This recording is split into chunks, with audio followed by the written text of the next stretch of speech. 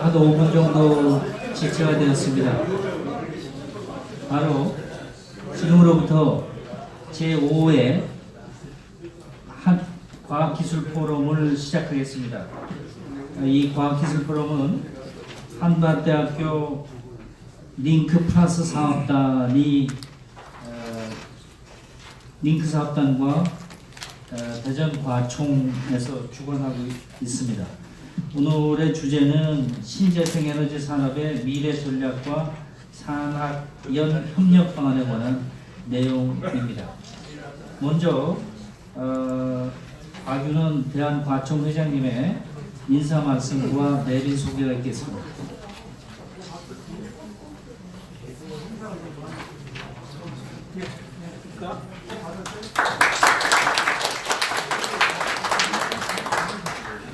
예, 안녕하십니까.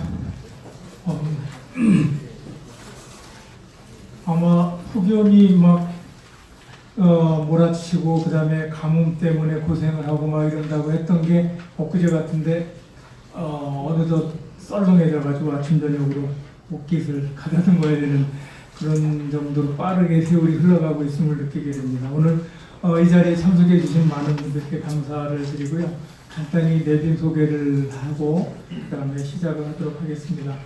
우선 요 바로 전까지 저희 대전과총의 회장을 맡으셨던 이용우 회장님 감사합니다. 안녕하세요.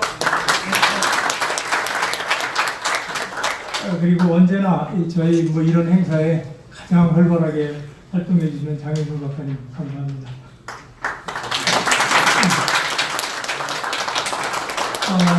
그리고 전직 기관장 협의회 원정 포럼이라고 있습니다. 그 원정 포럼의 회장을 맡고 계신 최영란 박사님 감사드립니다.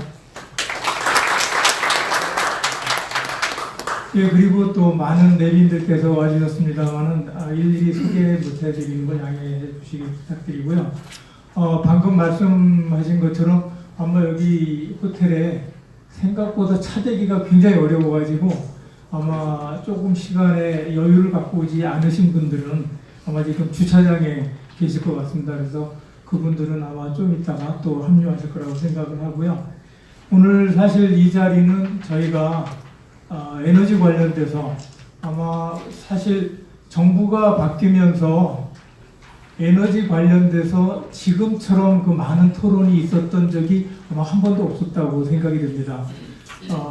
탈핵 논의를 시작으로 해가지고 신고리 5.6호기 공론화위원회라는 어떻게 보면 지금까지 한 번도 없었던 그런 법적 위상까지 같은 그런 공론화위원회까지 만들어졌고 또 그 이외에도 언론에서 우리나라의 원자력을 비롯해서 앞으로 신재생 에너지 또 기후변화 이런 에너지와 관련된 굉장히 많은 토론이 계속 이어지고 있습니다.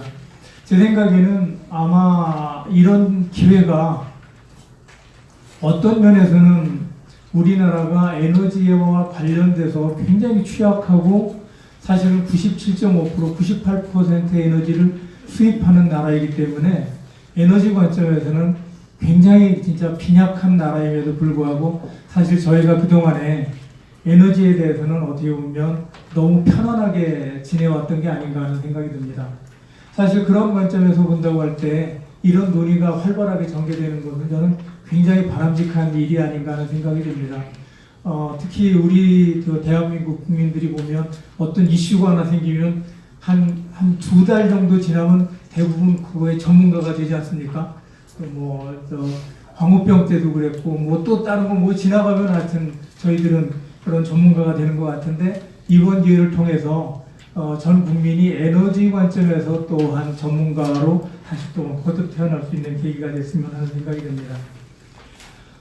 특히 에너지 문제는 사실 과학기술에서 가장 중요한 문제 중에 하나라고 생각이 됩니다.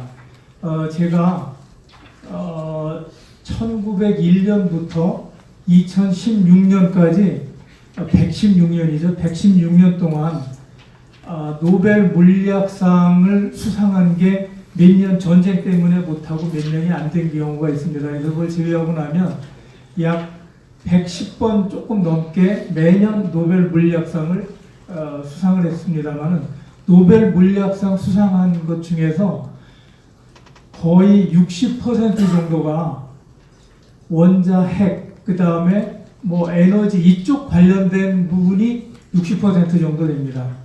핵 미립자부터 시작해가지고 뭐 전자에 대한 거 모든 게 그런 쪽으로 집중된 게 거의 60% 정도의 노벨 물리학상이 거기에 집중된 걸 보면서 결국 앞으로 저희의 미래는 이런 부분을 어떻게 잘 해결해 나가느냐 하는 것이 저 과학기술자들의 몫이고 또한 앞으로 의무라고 생각이 됩니다.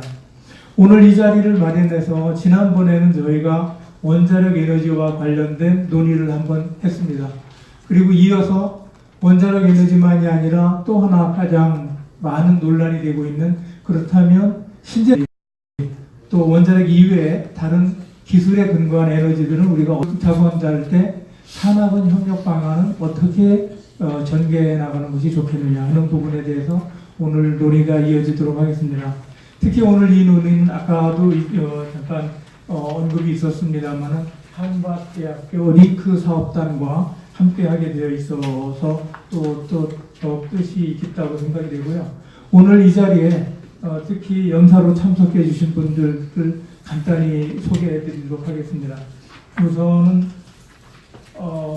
안남성 전 에너지기술평가원 원장님이시고 지금은 바로 얼마 전까지 한양대 특임교수로 있으셨습니다. 안남성 전 원장님 환영드립니다. 아마 에너지기술평가원 원장이셨기 때문에 에너지기술에 관련된 전반적인 정책이라든가 경제성이라든가 이런 부분에 대해서 그 누구보다도 폭넓은 지식을 가지고 오늘 말씀해 주실 거라고 생각이 됩니다. 그리고 김소구 박사님이 아마 지금 제주도에서 올라오신 거 아니에요? 제주도에서 올라오시다 보니까 아슬아슬하게 아마 도착을 하신 것 같고요. 풍력에너지 실장을 맡고 계십니다. 김소구 박사님 감사합니다. 그 다음에 여기에 전력연구원의 윤용범 사업단장님, 윤용범 사장님 감사합니다. 그리고 화학연구원의 이행근 박사님, 실은 신원덕 박사님이 오시기로 했는데 갑자기 사고가 나가지고 또 군대 이행근 박사님으로 대신 오셨습니다. 감사합니다. 그러면 지금부터 이 토론회가 있겠습니다만은 토론회 시작하기 전에 항상 이런 토론회가 있거나 과학기술자들의 대전 지역에 활동이 있으면 언제나 직접 참석해 주시든지 아니면 참석을 못하시면 꼭 축전이라도 보내주시는 분이 한 분 계십니다. 여러분 잘 아시겠지만 이상민 의원님이신데 오늘도 꼭 참석하고 싶으셨지만 국회 일정 때문에 참석을 못하신다고 축전을 보내오셨습니다. 그래서 제가 축전 읽어드리고 이상민 의원님께 감사의 마음을 다른 메시지를 통해서 전하도록 하면서 제 말을 마치도록 하겠습니다. 신재생 에너지 산업의 미래 전략과 산학연 협력 방안이라는 주제의 제5회 과학기술 포럼 개최를 진심으로 축하합니다. 우리나라 과학기술 발전에 힘써주시는 한국과총대전지역연합회에 감사드립니다. 오늘 포럼을 통해 우리나라 과학문화 발전에 좋은 의견을 나눌 수 있는 시간이 되시기 바랍니다. 저도 국회 차원에서 과학문화와 기술 발전을 위한 여러분의 활동에 보탬이 되도록 노력하겠습니다. 2017년 9월 18일 국회의원 이상민. 감사합니다. 저희들이 한 5분 정도 늦게 시작했는데 지금 시간이 비슷하게 맞아지는 것 같습니다. 이제 본격적으로 저희들이 주제 발표를 듣기로 하겠습니다. 각 주제 발표는 20분간 발표를 하게 되고요. 맨 먼저는 김서구 박사님의 원전 격리구역을 이용한 해상풍력 보급 방안에 대한 발표가 있겠습니다. 제가 시간이 되면 한 3분 전쯤에 미리 연락드리겠습니다.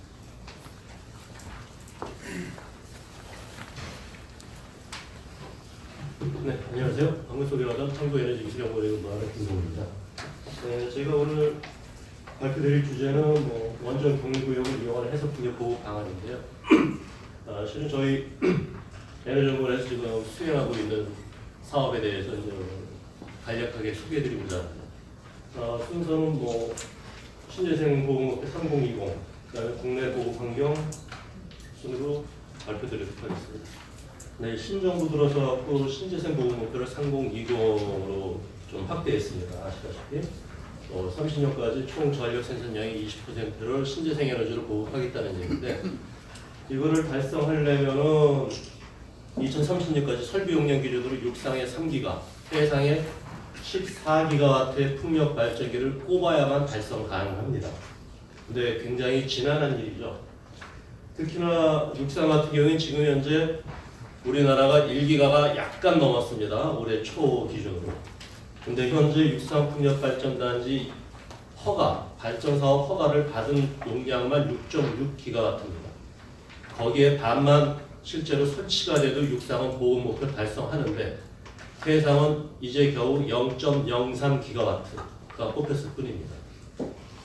특히나 풍력발전에 대해서 가장 큰 애로사항이, 허들이 주민들 민원입니다. 소음이라든가 전자파 온갖 게 다 나오고 있죠. 그러다 보니까 주민 민원이 한번 나오기 시작하면은 개발행위 허가권을 쥐고 있는 지자체장들이 허가를 안 내주기 시작합니다. 그러다 보니 인허가 문제가, 주민 민원으로 인한 인허가 문제가 가장 큰 허들로 작용하고 있고요. 그 다음으로는 개통 접속 문제입니다. 육상에 20메가, 30메가 기준으로 들어갈 때는 큰 애로사항이 없지만, 지금 현재 진행되고 있는 서남해 해상풍력 같이 대용량인 경우에, 바다에 짓는 경우에는 지금 서남해 해상풍력이 한 요쯤 되는데요, 위치가. 여기서 물릴 데가 없습니다. 이 기존의 파워스테이트가 변전소들이 다들 화력이라든가 원자력, 이러한 대형 발전소들 중심으로 이루어져 있기 때문에 물릴 지점이 없어서 서남해 해상풍력은 고창에 있는 시험 변전소에 물릴 계획입니다. 해상에 변전소를 일단 또 짓고요. 그러다 보니까 개통 접속 비용이 엄청나게 증가하고 있습니다. 일반적으로 유럽 기준으로 해상풍력은 총 사업비 한 15% 정도가 개통 연계 비용으로 투자가 됩니다. 그래서 착안하게 된 점이, 현재 우리나라에 여기는 지금 제가 23기라고 해놓은 돼 있는데 22기가 되겠죠. 지난 6월에 고리 1호기가 영구 운전 정지에 들어가서 현재 국내에는 총 22기의 원자로가 운전 중이거나 또는 예방 정비 중이거나 이런 상황입니다. 근데 그 22기 중에 6기를 뺀, 전라도 영광에 위치한 6기를 뺀 나머지 16기는 전부 다 동해안 벨트에 위치하고 있습니다. 동해안 벨트는 우측 좌우지대에 보시다시피 제주 권영 못지않게 바람이 우수한 지역입니다. 이제 노란색이죠. 현재 고리 1호기는 운전정지, 영구 운전정지에 들어갔고, 이후에 순차적으로 월성 1호기, 고리 2호기, 고리 3, 4호기가 더 이상의 수명 연장 조치가 안 된다면은 바로 운전정지에 들어가게 됩니다. 그럼 이 설비 용량이 합해서 약 2.7기가와트 정도 됩니다. 굉장히 큰 용량이죠. 근데 고리 1호기가 운전 정지가 됐어도 이렇게 고리 1호기가 고리 원전 내에는 고리 1, 2, 3, 4, 5기를 그 1, 2, 3, 4, 5기 4개의 원자로를 위한, 거기서 생산되는 전력을 위한 스위치하드 변전소가 있습니다. 즉 변전소에 고리 1호기 용량에 해당하는 만큼 유휴 설비 용량이 발생한다는 얘기입니다. 그래서 또한 보면은 원자력 발전소가 들어서는 부지에는 만일의 사태에 대비해서 격리구역이 설정되어 있습니다. 일반적으로 나라마다 다 틀리지만 700m부터 해갖고 2km, 3km 이렇게 설정을 하고, 가장 가까운 지역은 주민들을 소개합니다. 고리원전 짓기 전에 이미 보상이 이루어지고 고리하고 휴안리 2개 리에 거주하는 주민들은 이미 이주해서 여기는 이렇게 지도에 나타난 바와 같이 사람이 거주하지를 않고 있습니다. 특히 고리 원전 뒤에는 장안일반산단하고 부산산단하고 2개의 산업단지가 있고요. 원래리 길천리 2개 마을에 약 2,000세대의 주민이 거주하고 있습니다. 자, 그러면은 해외에서는 원자력 발전소하고 풍력 발전하고 같이 연계해서 운전되고 있는 사례가 없냐? 있습니다. 대만의 만션 원자력 발전소입니다. 카오슝 아래에 있습니다. 아시다시피 이 카오슝도 몇 년 전에 큰 지진이 발생해서 대단히 큰 인명재산 피해가 났던 지역입니다. 이게 만산 원자로고요. 뒤에 풍력 발전기가 이렇게 설치가 되어 있습니다. 격리구역 안에. 원자로로부터 가장 가까운 풍력 발전기는 직선거리로 840m 떨어져 있습니다. 몇 킬로미터도 아니고 840m요.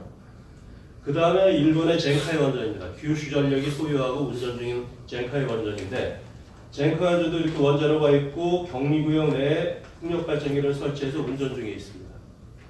일본 역시 굉장히 지진이 많이 발생하죠. 가장 원자로에 가까운 풍력 발전기는 1.06km 이격에 있습니다. 즉 일본이나 대만 역시 원자력 발전소 주변의 격리구역을 이용해서 풍력 발전기를 설치해서 운전하고 있습니다. 왜 격리구역을 이용하냐? 일단 주민이 그 지역에 없기 때문에 수용성, 주민의 민원으로부터 어느 정도 부담이 덜하다는 장점이 있습니다. 그리고 일본, 대만 어느 나라나 마찬가지지만 원자력 발전소 주변 주민들에게는 보상과 지원이 이루어지고 있습니다. 때문에 주민 수용성 차원에서 조금 더 수월하다는 이점이 있어서 이렇게 활용하고 있는 것입니다. 그래서 저희는 꼭 고리가 아니더라도 이제 개념도입니다. 원자력 발전소가 있고 변전소가 안에 스위치하드가 있고 격리구역 내에 태양광 단지라든가 육상풍력 단지, 해상풍력 단지를 국가적으로 건설해서 운전한다면은 개통 연계 비용에서 상당한 비용 절감이 이루어져서 경제성 향상이 좀 더 유리하겠다라는 측면에서 접근을 하게 된 것입니다. 먼저 그래서 저희 사업 정확한 사업 명칭은 원전 신재생 연계 복합발전 기반조사 및 단지 설계기술 개발이라는 사업명이고요. 작년 2016년 12월 1일부터 해서 내년도 9월 30일까지 22개월간 수행을 하게 됩니다. 일종의 개년 설계 단계라고 보시면 되겠습니다. 타당성 조사와.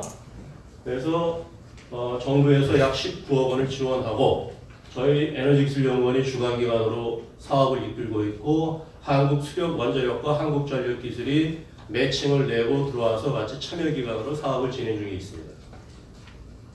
세부 연구 내용을 보시면 가장 중요한 것은 해상풍력단지를 지었을 때 원전 앞바다에 그게 원자력 발전소에 어떠한 우회 요인으로 작용할 수 있느냐라는 거, 이게 가장 중요한 사안입니다. 그래서 여기에 대한 분석, 그 다음에 복합 개통 연계를 했을 때의 안전도, 또 주변에 위치한 군 레이더 기지에 미치는 영향, 그 다음에 풍암 및 해양 물리 환경, 그 다음에 경제성, 사업성, 이러한 내용들을 저희가 지금 분석을 하고 있습니다. 그 중에 이제 몇 가지만 주요 사항만 먼저 말씀드리도록 하겠습니다. 일단 풍암 조사입니다. 저희가 이 사업 착수와 동시에 풍암 측정을 못했습니다. 왜냐하면 장비를 사야 되고 해서요. 가장 좋은 거는 저희가 예전 해역에 직접 기상탑을 설치해서 측정하는 게 가장 좋습니다. 근데 그러기에는 기상탑 하나 뽑는 데마다 약 20억이 듭니다. 총 사업비는 기업 현금까지 현금 연물 다 30억인데 성립이 안 되기 때문에 특히나 인허가 문제도 시간이 걸리고요. 그래서 라이다라는 계측기를 외국에서 구매를 해서 고리 원전본부하고 협의를 거쳐서 지난 6월 17일, 2017년 6월 17일 날 고리 원자력 발전소 내 부지에 설치를 했습니다. 고리 원전에서도 해변가에 위치한 경비초소 옥상에 저희가 설치를 했고요. 그래서 지금 현재 3개월째 측정 중에 있습니다. 측정 높이는 저희가 80m, 100m, 120m하고 200m까지 총 9개 높이를 동시에 측정하고 있습니다. 그거는 왜 그렇게 하는 거냐 하면은 높이에 따른 풍속 변화율, 즉 프로파일을 정확히 파악해서 설치 풍력 발전기의 높이를 어느 정도로 가져갈지를 결정하고자 함이고요. 우리나라는 특히나 여름에 바람이 제일 약합니다. 계절풍의 영향으로. 겨울에 가장 바람이 좋고요. 그래서 여기 나온 데이터는 17년 6월 17일부터 7월 17일 가장 바람이 없던 시점인 1개월 동안 측정한 데이터고요. 이때 평균 풍속은 정확히 5.0m가 나왔습니다. 근데 저희가 미국 기상위성 자료를 갖고 수치 해석 자료입니다. 수치 해석한 데이터를 보면은 2010년 1월 1일부터 12월 31일까지 1년 기간입니다.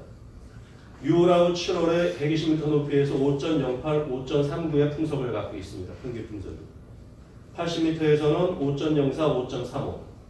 그래서 대충 이 수치 해석하고 맞아 들어가는데 그보다 조금 낮은 이유는 이 저희 풍항 측정 장비가 설치된 위치가 고리 원전이 위치한 봉대산이라고 있습니다. 해발 121m짜리 산인데요. 그 산으로부터 영향을 받습니다. 바람이. 그래서 약간 낮게 나오는 경향이 있고요. 바다로 나가면은 좀 더 올라가지 않을까 이렇게 보고 있습니다. 이제 예정 해역을 보여드리는 겁니다. 이게 불행하게도 지금 네이버 지도에서는 이 원자력 발전소라든가 뭐 화전도 마찬가지고요. 전부 다 국가 보안 시설 가급이기 때문에 지도상에서 안 나옵니다. 그래서 구글 어스에서 캡처를 한 이미지입니다. 구글 어스에서 이렇게 다 나오는데요. 이게 고리 원전 1, 2, 3, 4, 5개 이렇게 쭉 위치하고 있고 저희 해역은 가로 3km, 세로 1km 해역을 설치 지역으로 보고 있습니다. 지금 화면이 어두워서 잘 안 나오는데요. 잘 보시면 여기 검 직사각형 검은 점들이 쭉 있습니다. 이렇게를. 이게 뭐냐 하면은 바로 그 유명한 기장미역 양식장입니다.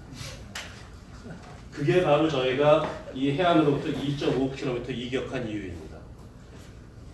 이 미역은 보통 10월경에 양식에 들어가서 그 다음에 5월, 6월까지 수확을 합니다.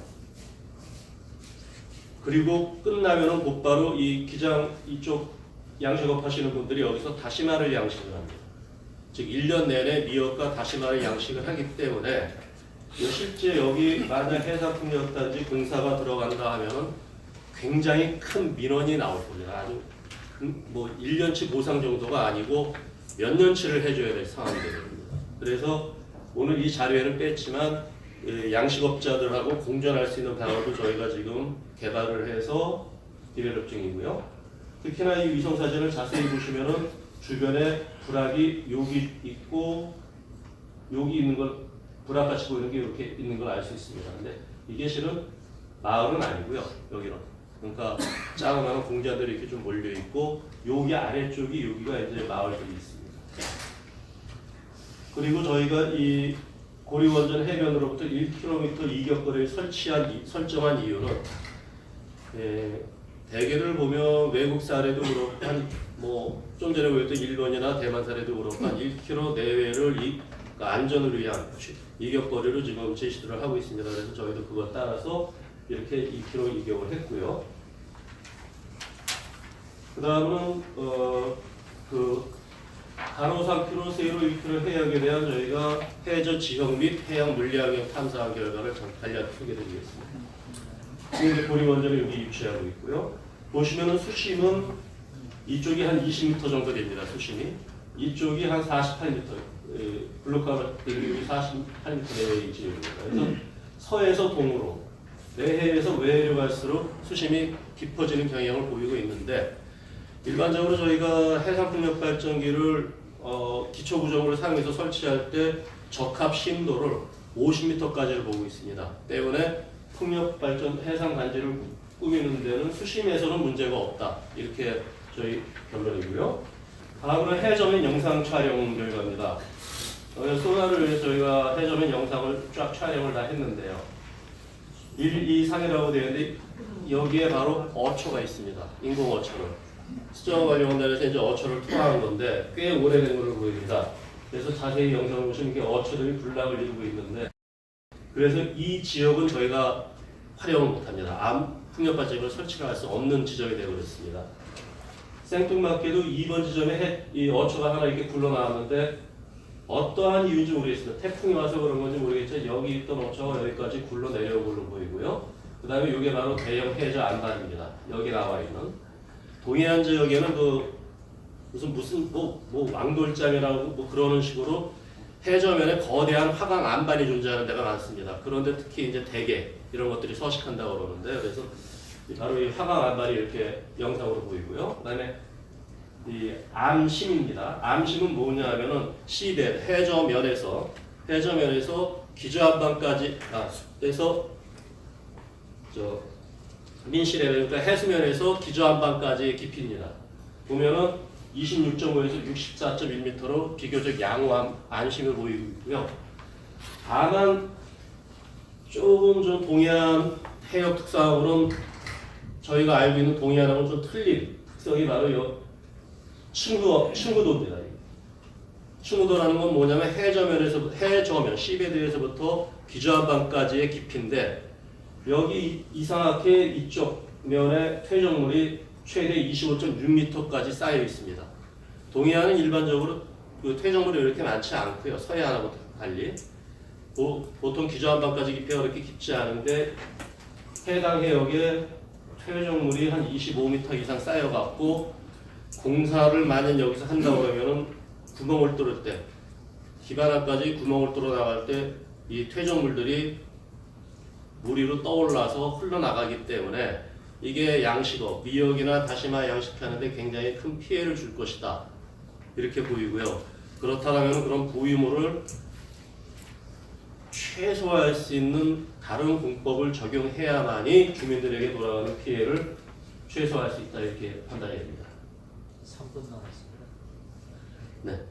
다음으로는 이제 전력 계통에 미치는 영향을 저희들이 해석을 했습니다. 왜 그러냐 하면은 이 원자력 발전소는 일종의 기저부하기 때문에 상시 일정한 출력으로 24시간 365일 발전해서 전력을 생산해냅니다. 근데 풍력 발전기는 바람이 있으면은 갑자기 뭐 전기가 확 나오다가 바람이 조금만 확 떨어지고 굉장히 변동이 큽니다. 그러다 보면은 고리원전 1, 2호기는 하나의 변전소를 같이 쉐어하고 있습니다. 그러니까 고리 1호기가 이제 영구운전 전기됐기 때문에 요만큼 남는 용량에다가 해상 풍력발전 단지에서 나오는 전기를 물리고자 하는데 얘가 흔들리면은 고리 2호기 운전에 어떠한 악영향을 줄까봐 그거를 저희가 시뮬레이션을 했습니다. 했더니 너무나 미치는 영향이 거의 없다라는 결론이 나와서 이 부분에서는 저희가 안심을 했고요. 그다음에 세부 내용은 저희가 아직 못 보여드린 걸 좀 양해 부탁드리겠습니다. 그 다음으로는 저희가 극한 상황을 가정을 했습니다. 1km 이격되어 있는 풍력발전기가 태풍이라든가 사고에서 부러졌다 이거죠. 날개가 돌다가 부러져서 얘가 1km를 날아가서 15톤짜리가 1km를 날아가서 원자로 아까 보였던 둥근 도미치 차폐동 콘크리트 구조물 그 두께가 1.5m입니다. 그거를 직격을 했을 때 파손이 되느냐 안 되냐를 시뮬레이션 했고요. 그 결과는 전혀 이상이 없다라는 시뮬레이션 결과였습니다. 아마 이렇게 또 이런 생각하실지 모르겠습니다. 고리 원전 내에 콘크리트 도움으로 차폐되지 않고 야외에 노출되어 있는 설비들은 어떻게 할 것이냐. 걔네들이 만약 피해를 본다면. 그랬을 때는 고리 원전의 안전에 전혀 문제가 없습니다. 왜냐하면 원자력 발전소는 보통 1차 계통, 2차 계통으로 나눠서요. 원자력 발전소에 직접적인 우회가 되는 것들은 다 콘크리트 차폐 구조물로 다 보호를 하고 있습니다. 노출되어 있는 것들은 2차 계통이기 때문에 사고 발생 시 원전 안전에 미치는 영향이 없다 이거죠. 그래서 저희들이 봤을 때는 1차 계통에 미치는 영향은 전혀 없다 이렇게 보고 있고요. 이러한 걸 하는 이유는 최종적으로 이게 사업화돼서 실제 건설까지 가려면은 원자력 안전위원회의 승인을 득해야만 됩니다. 그러려면 저희가 원전 안전에 미치는 영향이 무엇인지를 정량적으로 증명을 해야만 됩니다. 그래서 이러한 일련의 활동들을 하고 있고요. 이제 차년도 10월 1일부터는 저희가 주민 수용성하고 단지 기본 설계를 이제 들어갈 예정입니다. 그래서 향후 앞으로 1년 동안 이제 또 마지막 단계 저희가 수행을 하게 될 것이고요. 많은 관심을 갖고 지켜봐 주시기를 부탁드리겠습니다. 네, 감사합니다.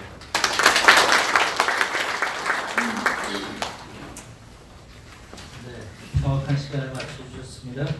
다음은 이행근 박사입니다. 한국화학연구원이고요. 프린팅 기반 유기 태양전지에 관해서 발표하겠습니다.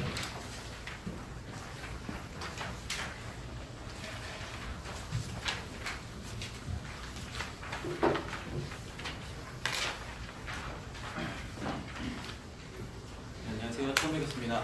한국화학연구원에서 이행근이라고 합니다. 저는 광에너지 융합소재 연구센터에서 왔고요.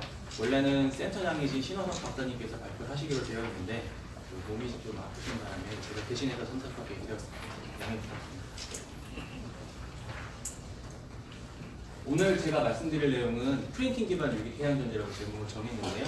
이 이유는 이제 잘 아시는 게 이제 실리콘을 기반으로 한 태양전지들은 모두 다 알고 계시는데, 근데 지금 저희들이 연구하고 있는 거는 실리콘을 기반으로 한 게 아니라 유기물을 기반으로 한 태양전지를 개발하고 있습니다. 현재 시장인 강자인 실리콘 태양전지가 굉장히 잘하고 있는데, 굳이 유기 태양전지가 왜 연구되고 있는 것인가? 그거를 이제 어플리케이션을 중심으로 또 현재 하고 있는 기업들이 어떻게 하고 있는지를 중심으로 좀 비교 설명해서 말씀을 드리도록 하겠습니다. 일단 저희 센터를 먼저 간략하게 소개를 드리고요. 내용을 말씀드리도록 하겠습니다. 저희 센터는 유기물을 기반으로 한 전자소자들을 연구를 하고 있습니다. 그래서 대표적인 게 지금 말씀드리는 유기 태양전지를 하고 있고요. 그 다음에 용액 공정, 용액을 기반으로 한 올레드를 소재를 만드는 올레드 소재, 그 다음에 엽전 소재, 그리고 페로브스카이트 태양전지까지 하고 있습니다. 현재 저희가 센터에서 가장 어떻게 보면 요즘 들어 유명해진 게 페로브스카이트인데요. 현재 지금 세계 최고 효율인 21.1%를 저희가 가지고 있고 계속 세계 최고 효율을更新하고 있는 중입니다. 다음 신재생 에너지에 대한 간단한 내용인데 다 아시는 내용이라서 그냥 간략하게 말씀드리도록 하겠습니다. 여기서 나와 있는 기본적인 내용은 태양전지가 기타 다른 에너지에 비해서 용적량이 굉장히 크다. 그래서 모든 에너지에 필요한 양을 채우고도 남는다. 이런 내용이고요. 주된 내용은 탄소 감축을 위해서 신재생 에너지가 지금 많이 활용되고 있다. 이런 내용들인데 앞서서 잘 말씀해 주셨기 때문에 넘어가도록 하겠습니다.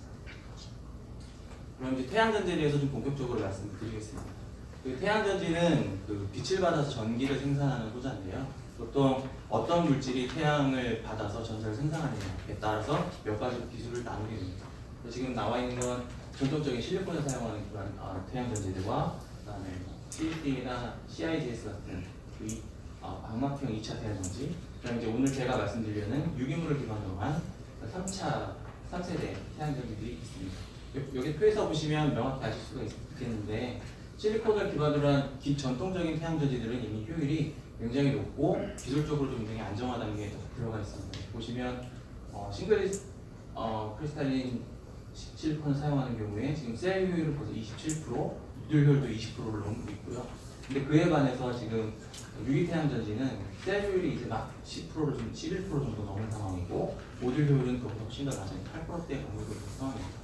그러면 효율도 이렇게 낮고 사실 안정성도 유기 태양전지에 비하면 굉장히 안 좋거든요. 그럼에도 불구하고 이 분야가 계속 연구되고 있는 분야는 무엇이냐? 그거에 대한 이유를 조금 더 설명을 드리겠습니다.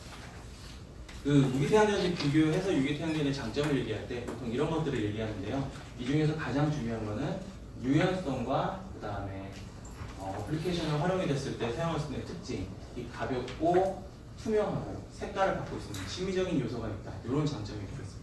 앞에 뒤에서는 이제 이런 장점들이 제품에 실제 적용되었을 때 어떤 차이점을 보이는지 제가 몇 가지 예를 들어 설명드리겠습니다. 그래서 첫 번째로 비교해서 장점으로 말하는 것 중에 하나가 공정이 좀 간편하다는 것. 그래서 특히 유기 태양전지는 롤트롤로 연속으로 프린팅을 이용해서 모듈을 생산할 수 있는 장점이 있거든요. 그거에 대한 내용을 좀 소개를 드리겠습니다. 일단 무기 태양전지들 공정에 대해서 먼저 간단히 말씀을 드릴 텐데요. 요거는 유기 태양전지를 만들기 위한 실리콘 소재를 만들 때 어떤 공정들을 하는가 간단히 정리한 내용입니다. 내용이 굉장히 복잡한데 맨 처음에 모래로부터 시작을 하고요. 요거를 산소를 넣어서 악화하는 길을 돌려서 90% 실리콘을 얻고 이걸 다시 물리화학적 처리. 그 다음에 실리콘 태양전지를 쓰기 위해서는 6-9까지 가야 되거든요. 그걸 위해서 여러 가지 삼염화, 이염화 이런 것들 태워서 나오는 염소와 태워서 나오는 부산물들을 가지고 다시 그 순도를 분리정리하는 여러 가지 과정들을 거쳐서 저희가 원하는 순도의 실리콘을 얻게 됩니다. 이 뒤에 이제 실리콘을 얻었다고 끝나는 게 아니고요. 이걸 다시 녹여서 결정화시키는 단계를 거쳐서 인곳을 만들고 이 인곳을 다시 잘라서 와이퍼를 만들고 이걸 다시 클리닝을 하고 그렇게 해서 나온 실리콘 뒷판을 가지고 이 뒤에 다시 14, 15단계 혹은 조금 더 넘는 단계들도 많은데 그렇게 해서 태양전지를 구성을 하게 됩니다. 그래서 굉장히 많은 단계의 공정들을 거치게 되는데요. 이에 반해서 유기 태양전지는 굉장히 간략한 생산 공정을 좀 가지고 있습니다. 유기 태양전지를 만들 때 보통 용액, 뭐 드라이로 등착을 하는 경우도 있긴 하지만 제가 말씀드리는 건 프린트 기반의 용액 이런 거를 할 때 보통 뭐 닥터블레이드라든지 잉크젯이라든지 슬롯다이 같은 공정을 쓰는데요. 이런 공정으로 실제 제품을 생산하게 되면 어떻게 되는지 동영상으로 간단히 보여드리겠습니다.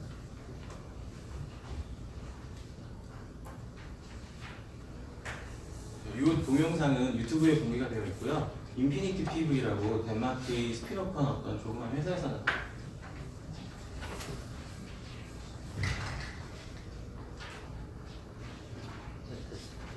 네.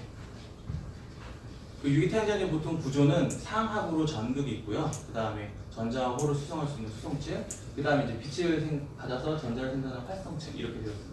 지금 보면 롤 단위로 뺑뺑 돌면서 이렇게 쭉쭉 전극하고 피부 방화성층을 코팅하는 장면이고요. 보통 신문에서 이렇게 신문 찍어내서 둘둘둘 찍듯이 연속으로 이렇게 쭉쭉 해서 피부를 쉽게 만듭니다. 이렇게 공정적으로 간단한 장점이 있어서 이렇게 연속적으로 만들게 되면 단가를 좀 낮출 수가 있거든요. 이렇게 빠르게 또 쉽게 또 싸게 만들 수 있는 공정적인 장점이 있습니다. 그 다음에 더 중요한 거는 이 유연하고 또 색깔이나 투명도를 바꿀 수 있다는 것 때문에 디자인적 좀 여유가 있거든요. 그거 때문에 유기태양전지에 조금 더 관심을 갖고 있습니다. 일단 태양전지가 사용되는 어플리케이션을 보면 가장 대표적인 건 일단 파워플랜트, 전력을 생산하는 것이고요. 그 전력을 생산하기 위해서 밖에 나와 있거나 아니면 건물에 붙이거나 하는 식으로 사용을 하게 됩니다. 또 이 외에도 요즘에 가장 또 어플리케이션으로 좀 주목을 받고 있는 게 리모트 형태로 쓴다거나 아니면 모바일 형태로 집어넣는 것 아니면 트랜스포테이션, 운송수단 쪽에서 적용하는 게도 지금 많이 나오고 있습니다. 요거는 실제로 유기태양전지가 적용된 몇 가지 사례를 제가 정리를 한 건데요. 우선 요거는 수상에 저수지 위에 태양전지 패널을 설치한 예가 되겠습니다. 그래서 안광 금강서주에 있거나 충남 보령댐 쪽에 이렇게 전력 생산용으로 설치한 예가 있고요. 그다음 요거는 프랑스의 와토이라고 2015년도에 그 프랑스 파리 협정이 된 다음에 이쪽에서 포지티브 에너지 사업을 시작을 했습니다. 그거의 일환으로 도로 위에다 태양전지 패널을 까는 이런 사업을 시작을 했고요. 이게 폭이 한 2m 정도 되고 길이가 1km 정도 되는데 실제로 도로 위에 그냥 태양전지 패널을 깔아버리고 차나 사람이 다 지나다니는데 그 도로 위에 전력 생산하는 이런 식의 개념으로 시작하는 그런 예가 되겠습니다. 이 외에도 이제 뭐 운송수단 쪽으로 무인 선박, 이 영국에서 나온 건데 무인 선박 같은 거를 해서 뭐 밀수하는 거나 사람 감시하는 것도 하고요. 군사적인 쪽으로 정보를 취득하는 목적으로 사람이 직접 들어가기 어려운 곳에 무인 선박을 보낼 때 이런 식으로 태양전지를 전력 공급을 사용하는 예가 나오고 있습니다. 그다음에 요거는 태양광 비행기 솔라 임펄스라고 불리는 태양광 비행기인데요. 요건 작년 7월에 한 1년 4개월에 걸쳐서 외부 전력 공급 없이 태양전지 패널만으로 전력을 수급해서 그 세계를 여행한 사례가 되겠습니다. 이거 외에도 건물에 이렇게 붙인다든지 아니면 천막에 붙인다든지 이런 식으로 전력 생산용으로 다양하게 쓰이고 있는데요. 그럼 이제 여기에 앞서서 현재 이렇게 쓰고 있는데 앞으로는 어떻게 될 거냐? 그럼 앞으로 바뀌는 태양전지 시장에서는 과연 어떤 기술들이 필요할 거냐? 이런 거에 대해서 조금 더 말씀드리겠습니다. 태양전지는 이렇게 파워플랜트, 스테이셔너리 쪽 중심인데 앞으로 태양전지는 조금 더 심리적인 요소를 가지고 특히 또 가볍고 또 충격에도 강하게 만들어서 들고 다닐 수 있게 이렇게 만든 어플리케이션을 갈 거라고 예상이 되고 있습니다. 그러면 이렇게 들고 다니고 가볍게 만들 수 있으려면 어떻게 해야 하는가? 이게 이제 그거를 좀 설명드리기 위해서 이런 자료를 좀 찾아봤는데요. 보통 저희가 폴라라는 유리병을 만들 때 처음에는 이렇게 유리로 만든 병을 만들어서 들고 다녔는데 이게 쉽게 깨지니까 사람들이 다치고 물건 들고 다닐 수 없어서 금속펜을 바뀌고 이게 플라스틱 방으로 바뀌고 그래서 충격에도 강하고 들기 다니기 편하게 바뀌었는데요. 이런 과정을 거치듯이 태양전지도 이렇게 무거워서 들고 다니기 어렵고 깨지기 쉬운 이런 단점을 가진 실리콘 태양전지를 부드럽고 잘 휘고 가벼운 이런 유기물로 바꾸게 되면 들고 다니는 그것도 심리적인 영향을 갖는데 도움이 되겠다 하는 데서 이런 장점이 출발하게 됩니다. 다음은 이런 장점이 활용이 되었을 때 몇 가지 어플리케이션 측면에서 과연 무기태양전지하고 비교했을 때 제품이 적용되면 어떤 차이점을 갖는가를 보여드리기 위해서 제가 몇 가지 사진을 좀 찾아왔습니다. 이 사진을 보시면서 사실 유기태양전지 분야에서 제가 화연에 입사하기 전에 회사에서 한 7년 정도 근무하면서 상업화 연구를 했었는데요. 그때 가장 어려웠던 점이 뭐였냐면 실제로 제품을 활용할 엔드유저, 그러니까 실제 커스터머들이 유기태양전지를 모른다는 게 가장 어려웠어요. 그래서 지금 제가 이 자리를 준비한 걸 보여드리면서 부탁드리고 싶은 거는 선입견 없이 이걸 보시고 내가 만약에 제품을 사는 사람이다 라고 했을 때 이런 장점을 가진 제품이었으면 과연 어떤 느낌을 받을까라는 생각을 한번 해봐 주셨으면 좋겠습니다.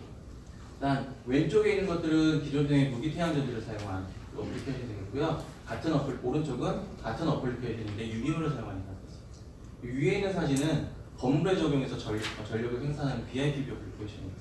보시면 건물 외벽 쪽에 실리콘 패널을 이렇게 붙여서 쭉 나열해서 전력을 생산하는 걸 볼 수가 있는데요. 이게 만약에 가볍고 투명하고 색깔을 바꿀 수 있는 유기창적인 장점이 결합되면 이런 식으로 바뀔 수가 있습니다. 이게 독일의 벨레트릭이라는 회사에서 2015년도에 밀라노에 설치한 내용입니다.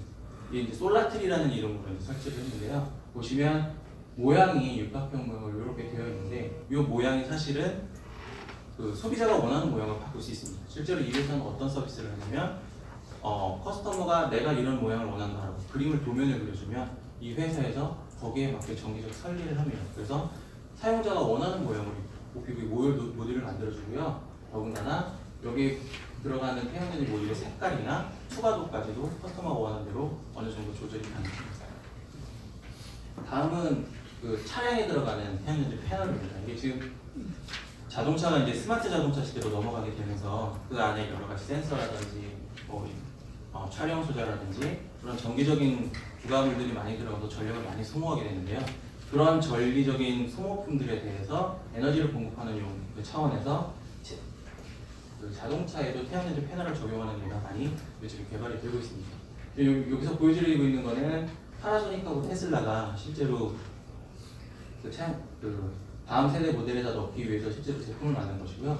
보시면 썬루프 쪽에다 태양전지 패널을 적용을 했는데 무기태양전지 같은 걸 사용하는 경우에는 투과도가 없으니까 여기 보시면 빛을 통과하는 데 조금 어려운 게 물론 전력은 좀 더 많이 생산할 수 있습니다만 조금 투과도가 없어서 안에 있는 사람이 조금 답답함을 느낄 수 있는 그런 좀 문제가 있는 걸 보실 수가 있습니다. 근데 지금 이 오른쪽에 있는 거는 헬리아텍이라는 유기태양전지 만드는 회사에서 만든 거고요. 여기 보시면 실제로 사진을 처음 보셨으면 이게 태양전지 패널인지 아니면 글라스인지 좀 헷갈리실 수도 있을 거라고 생각을 합니다.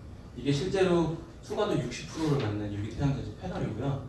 색깔은 지금 파란색으로 되어 있는데 이 이유는 커스터머들이 제일 좋아하는 썬루프 색깔이 파란색이거든요. 그래서 파란색으로 맞춘 거고요. 실제로 이 외에는 벨레트릭하고 마찬가지로 투과도하고 색상을 소비자가 원하는 대로 조절을 해줍니다.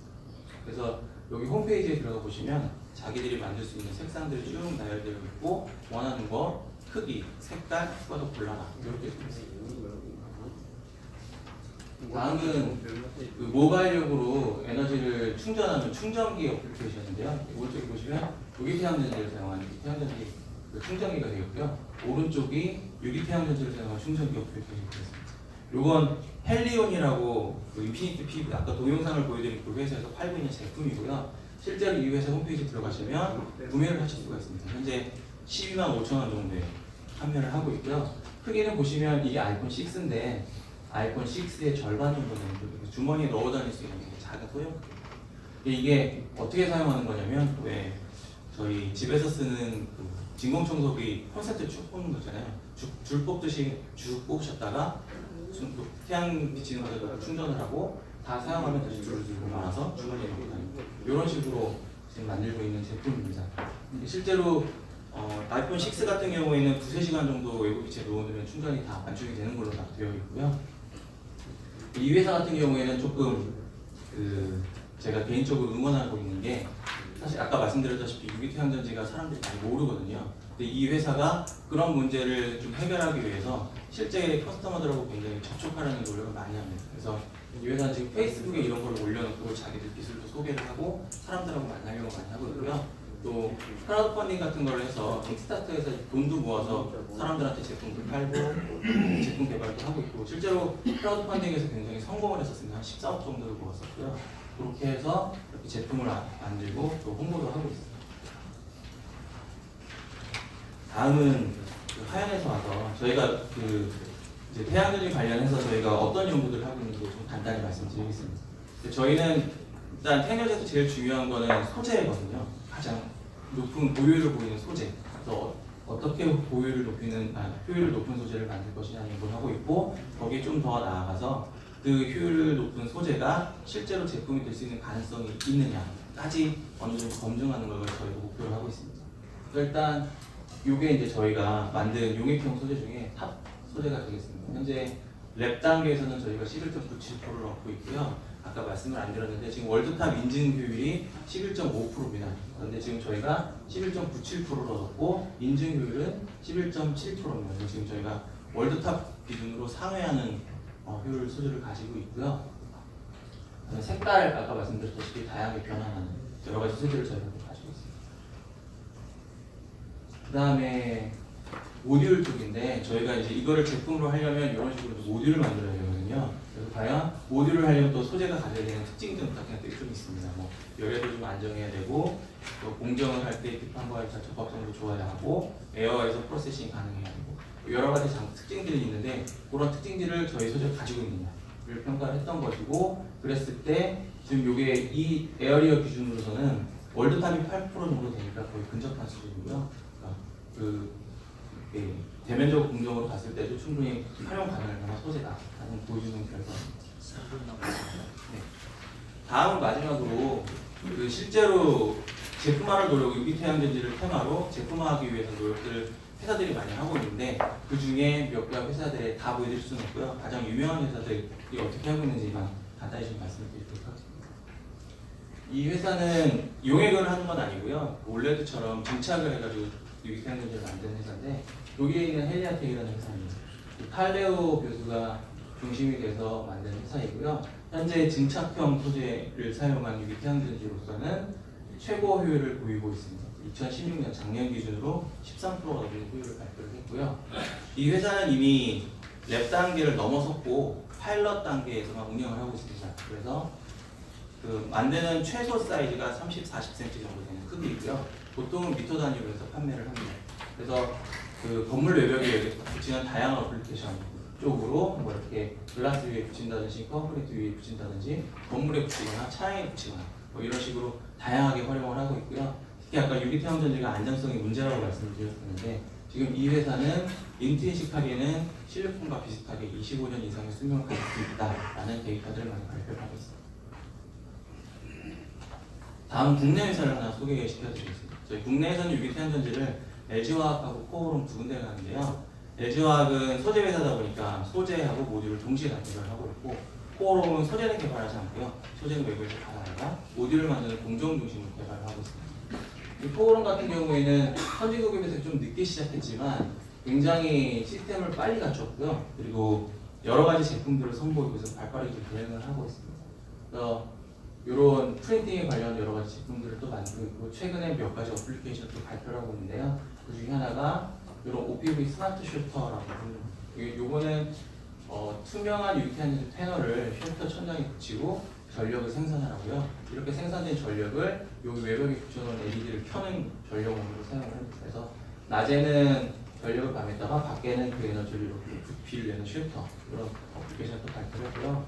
또 최근에 OPV 올레드를 사용을 해서 건축물에 부조체로 사용하는 어플리케이션을 발표했습니다. 지금 요거는 서울 비엔날레 건축 도시 서울 비엔날레에서 지금 하고 있고요. 현재 지금 하고 있는 행사입니다. 그래서 혹시 시간이 되시면 추석 연휴 때 여기 가보시면 건물 외벽에 We Dream Under the Same Sky라는 이름으로 이렇게 요게 빛이 나는 올레드 패널이고요. 까만 것들이 전력을 생산하는 OPV입니다. 그래서 이런 부수체가 있으니까 보실 수 있을 것 같습니다. 지금까지 유기태양전지에 대해서 굉장히 비교해서 공정하고 또 특정적으로 받는 인정점에 대해서 말씀을 드렸고요. 도움이 되셨으면 좋겠습니다. 감사합니다.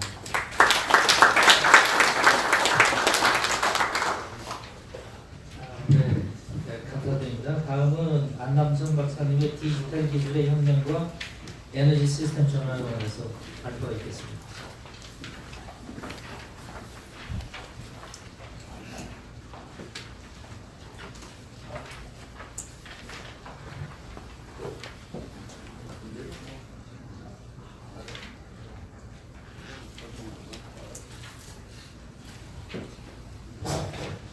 예, 방금 소개받은 남성입니다. 제가 전에 평가원장을 지냈고 지난 학기까지 한양대 에너지공학과 초빙교수를 하다가 2학기 중에서 끝냈습니다. 끝내고 지금은 이제 실직자입니다. 하여튼 오늘 뭐 제가 이렇게 좀 말씀을 드리려고 하는 게 우리 박윤원 회장님한테 특별히 좀 말씀을 드렸는데요. 새 정부의 재생에너지 정책에 대해서 굉장히 논란이 많고 그런데 그걸 좀 설명을 해줄 수 없냐. 그래서 이제 지금 제 개인적인 의견을 여러분한테 좀 말씀을 드리고 토의 시간이 또 있을 겁니다. 토의 시간 때 같이 디스커션을 할 수 있으면 좋겠습니다.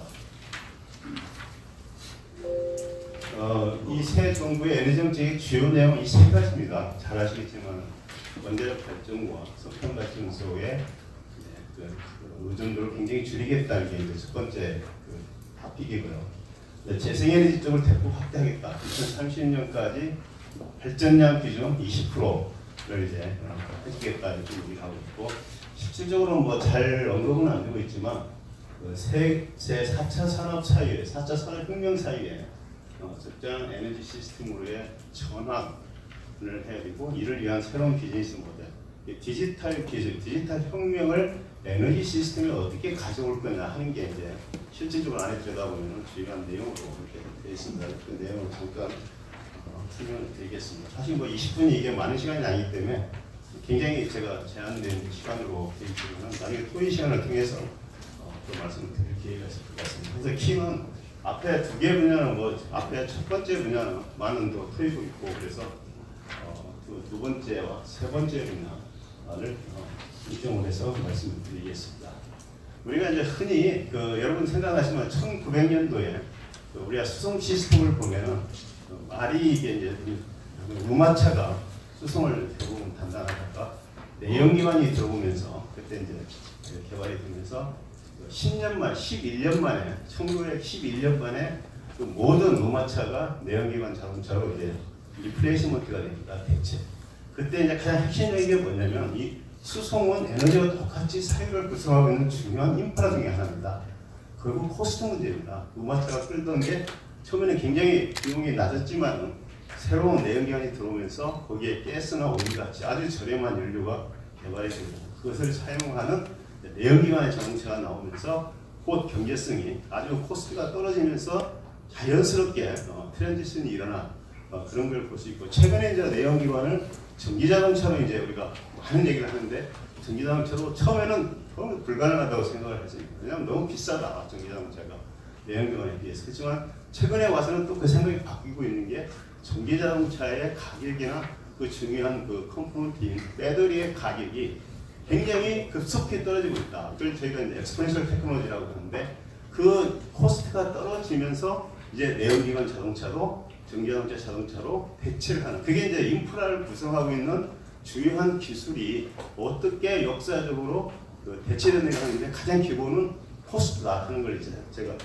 말씀을 드리겠습니다. 근데 에너지 섹터는 어떻게 할 거냐? 에너지 섹터에 대해서 많은 이제 석학들이 말씀한 내용들이 있습니다. 여기 보시면 여러분 잘 아십니다. 싱귤러리티, 뭐 이게 기술적 특이점이라고 하는데, 구글에서 AI를 이제 개발한 분입니다. 이 사람이 이제 앞으로 에너지 섹터의 주요한 세 가지 메가 트렌드가 있는데, 3D, 여기서는 이제 디카보나이제이션, 디센트럴라이제이션, 그 다음에 디지털라이제이션. 디지털 기술을 이용해서 디센트럴라이즈, 중앙 집중적인 것보다는 분산형으로 가는 이러한 시스템으로 이제 바뀔 거다 했고, 또 최근에 피터 다이아멘디스라는 이 교수는 앞으로 에너지 인더스트리를 크게 흔들 세 가지 핵심 기술이다. 그게 뭐였냐면, 첫 번째는 이 태양광 에너지다, 두 번째는 배터리다, 세 번째는 전기자동차, 이렇게 세 가지를 이제 제시를 합니다. 그리고 여러분 잘 아시면 돼요. 에너지 2030, 에너지 혁명 2030이라는 책을 저자한 토니 세관은 이 네 가지가 앞으로 에너지 저장 장치, 그다음에 전기 자동차, 자율주행 자동차, 태양광 에너지, 이 네 개가 앞으로 우리 사회의 인프라에 에너지 산업을 풀고 갈 기본적인 기술들이다, 이렇게 이제 얘기해서 여기에 대해서 많은 이제 논란도 있었고 많은 디베이트도 있던 걸로 알고 있습니다. 키는 뭐냐? 여기서 언급되는 태양광 에너지나 전기자동차, 배터리, 그다음에 자율주행차 가격이 급속도로 지금 떨어지고 있습니다. 엑스포넨셜 테크놀로지라고 합니다. 에너지 섹터의 대표적인 엑스포넨셜 테크놀로지로서 이 세 개, 네 개가 지금 작용하고 있다. 그래서 현재의 구성하고 있는 에너지 시스템을 근본적으로 대체할 수 있는 기술들이 바로 이 기술들이고, 생각보다는 시간은 물론 많이 소요되겠지만 생각보다는 굉장히 이 시기가 빨리 올 거다 이렇게 이제 얘기를 하고 있습니다. 그래서 출발을 하겠습니다. 여기에 이제 보면 우리가 사회경제 이론의 어떤 패러다임 변화를 우리가 또 한번 들여다봐야 합니다. 단지 기술만 봐서는 안 되고, 우리 2차 산업혁명 얘기를 하고 있고 3차 산업혁명 얘기를 하고 있고 최근에 4차 산업혁명 얘기를 하고 있습니다. 1차, 2차 산업혁명은 국부론이라고 해서 아담 스미스의 여기에 이제 이론을 적은 대표적인 이제 우리가 자본주의 철학입니다. 여기서는 노동과 자본의 생산성을 향상시켜서 인류의 경제를 향상시키는 이런 노력이 이제 굉장히 됐고, 잘 아시는 제레미 리프킨이 최근에 제로 마지노 코스트 소사이어티라는 이런 책을 내면서 자원의 생산성, 우리가 생산성으로 크게 노동, 자원 세 개가 있습니다. 마지막 남은 자원을 이용해서 우리가 생산성을 향상시키는. 근데 그 기술이 바로 인터넷 기술이라고 여기까지 얘기를 했는데, 그걸 클라우스 슈바비한 분이 이게 디지털 기술, 디지털 혁명에 의해서 우리가 네트워크 이펙트 또는 네트워크 이코노미에 의해서 AI나 IoT, 빅데이터 이런 기술, 디지털 기술들이 들어오면서 우리 사회가 4차 산업혁명 사회가 된다 이렇게 이제 얘기를 하고 있습니다. 그럼 여기서 주는 메시지는 뭐냐면, 이제 생산 방식이 대량 생산 시스템에서 매스 프로덕션에서 매스 커스터마이제이션 시대로 바뀐다. 디지털 기술의 발달에 의해서. 그래서 매스 커스터마이제이션은 대량 맞춤형 시대입니다. 재료와 부품이 있는 곳에 가서 제품이 나오는, 고객이 원하는 제품을 생산을 해내는 이런 형식이고, 또 하나는 비즈니스 모델도 파이프라인 비즈니스 모델. 옛날에 우리 한전처럼 모든 인프라 스트럭처를 발전, 송배전, 판매까지 한꺼번에 가는 그런 스트럭처에서 이제는 플랫폼 비즈니스다. 플랫폼 비즈니스는 여러분 잘 아실 겁니다. 요즘 플랫폼 얘기를 많이 들으셨을 텐데, 플랫폼은 결국 네트워크 이펙트를 이용하는 겁니다. 가입팀, 가입자 수에 의해서 그 베네핏이 커지고, 이것은 엑스포넨셜 테크놀로지가 있기 때문에 이런 플랫폼 비즈니스가 가능하다. 그래서 앞으로 이 사회도 이런 플랫폼 비즈니스가 베이스가 된다는 것을 여기서 우리가 메시지를 읽을 수가 있다 이렇게 말씀을 드리고요. 그래서 이걸 조금 더 말씀드리면, 지금까지는 서플라이 사이드의 규모의 경제가 굉장히 중요한 이슈가 됐지만, 앞으로는 수요 분야의 규모의 경제가 굉장히 중요한 이슈가 된다. 그래서 대량, 아까 말씀드린 대량 생산에서 대량 맞춤형 생산, 매스 커스터마이제이션으로 바뀐다는 얘기가 여기서 나오고, 수요 분야에서의 규모의 경제는 네트워크나 인터넷 이코노미의 규모의 경제가 굉장히 중요해진다 이렇게 말씀을 드릴 수가 있고, 그다음에 수직 통합적인 산업 구조에 의한 파이프라인 비즈니스에서 이제는 그 플랫폼 아까 말씀드렸던 그걸로 바뀌고 있고, 규모의 경제를 지금까지는 대형 에너지 시스템에서 규모의 경제를 이루어서 코스트를 낮추는 그런 경제 방식에서 이제는 디지털 기술과 에너지 기술이 융합을 이루는 소형 에너지 시스템, 소위 말하는 아까 제가 앞에 잠깐 말씀드렸던 저는 엑스포넨셜 테크놀로지가 공급하고 에너지 수요가 또 굉장히 감소하면서 이 분야로 이제 바뀌고 있다. 그래서 지금까지는 우리가 에너지 시스템을 얘기하면은 수학 체감의 법칙이 적용되는 그런 기술이다. 우리가 원자력, 석탄, 가스 전부 다 자원을 투출해가지고 사용하는 그런 테크놀로지입니다. 이런 테크놀로지들은 자원에 이제 이미 한계가 이르면 S커브의 세츄레이션 포인트에 가면 아무리 투자를 해도 더 이상 프로덕티비티가 올라가지 않습니다.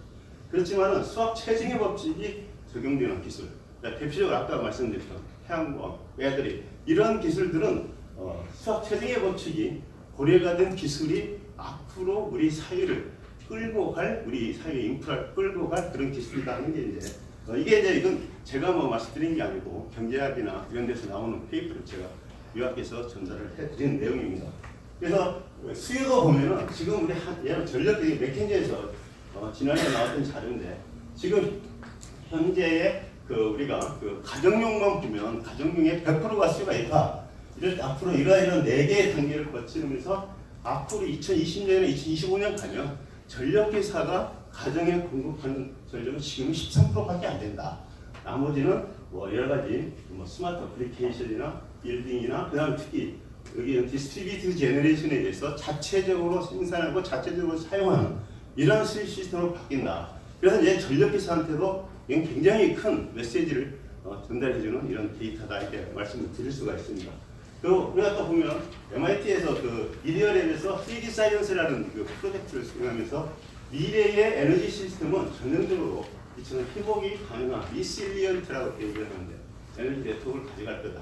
왜냐하면 기후변화 문제가 이슈가 되면서 많은 여러분 송전선이 무너진다든가 뭐 발전소가 어떤 문제가 생긴다나 그러면 대형 시스템에서 공급받은 게 오히려 시큐리티 측면에서는 굉장히 취약하다. 이게 뉴욕에서 시작하는 이제 새로운 컨셉입니다. 그래서 그 당시 이제 이 분산형 시스템이 지금 뉴욕에서는 에너지 리폼이라 해가지고 새로운 2050년까지 주거용의 50%를 이런 분산형 시스템을 공급하겠다는 게 뉴욕의 에너지 정책입니다. 그래서 굉장히 이런 게 많이 바뀌고 있고, 그래서 지금까지 보면은 우리가 기술의 어떤 사유를 지배하는 어떤 기술을 현상을 이런 S커브로 이제 보통 나타냅니다. 잘 아시겠지만, 그래서 지금까지는 이런 S커브를 가지고 이런 이 기존의 기술들은 석탄이나 뭐 가스나 원자력이나 뭐 오일, 석유 이런 가스였는데 이 기술들은 이미 여기 이 포인트에 세츄레이션 포인트에 가 있기 때문에 여기서 더 프로덕티비티를 올려서 생산성을 향상시키고 코스트를 낮출 수 있는 건 거의 불가능합니다. 잘 아시겠지만은 이 네 가지 기술들은 뭐 거의 지금 가격이 코스트가 거의 증가하고 있는 이런 테크놀로지입니다. 여기 제가 포함은 안 시켰지만은 특히 이제 원자력 같은 경우는 안전성이 강화가 되면서 규제가 올라가면서 코스트는 지금 계속 올라가고 있는. 그래서 이코노미스트 같은 데서는 원자력의 미래의 문제는 세이프티가 아니다, 코스트다 이렇게 이제 코멘트한 제가 기사를 봤습니다.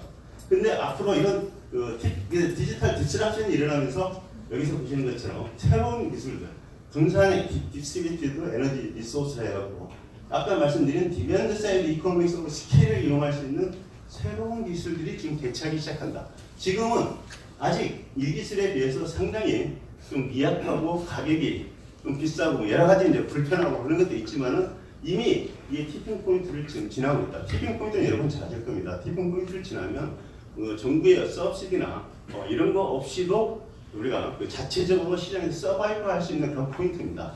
그래서 이런 티핑 포인트를 지나면 이게 곧 익스포넨셜 그로스를 해서 세츄레이션 다시 이제 이 세츄레이션은 또 다른 S커브로 아마 바뀔 걸로 이제 저는 생각을 하는데 그거에 대해서는 아직까지는 뭐 언급한 내용은 없습니다. 그래서 이미 이 디스트리뷰트 에너지 리소스 시스템이 티핑 포인트를 지나고 있다 하는 걸 이제 말씀을 드리겠습니다. 그래서 재생에너지 그래서 이제 티핑 포인트는 제가 이제 이게 많이 이제 고민을 했던 내용인데 이 재생에너지 경제성이 높으면 수요가 많아집니다. 그 다음에 거기서 말하는 내실을 위해서 R&D가 투자가 되고 단가는 떨어지고 경제성은 다시 높아지는.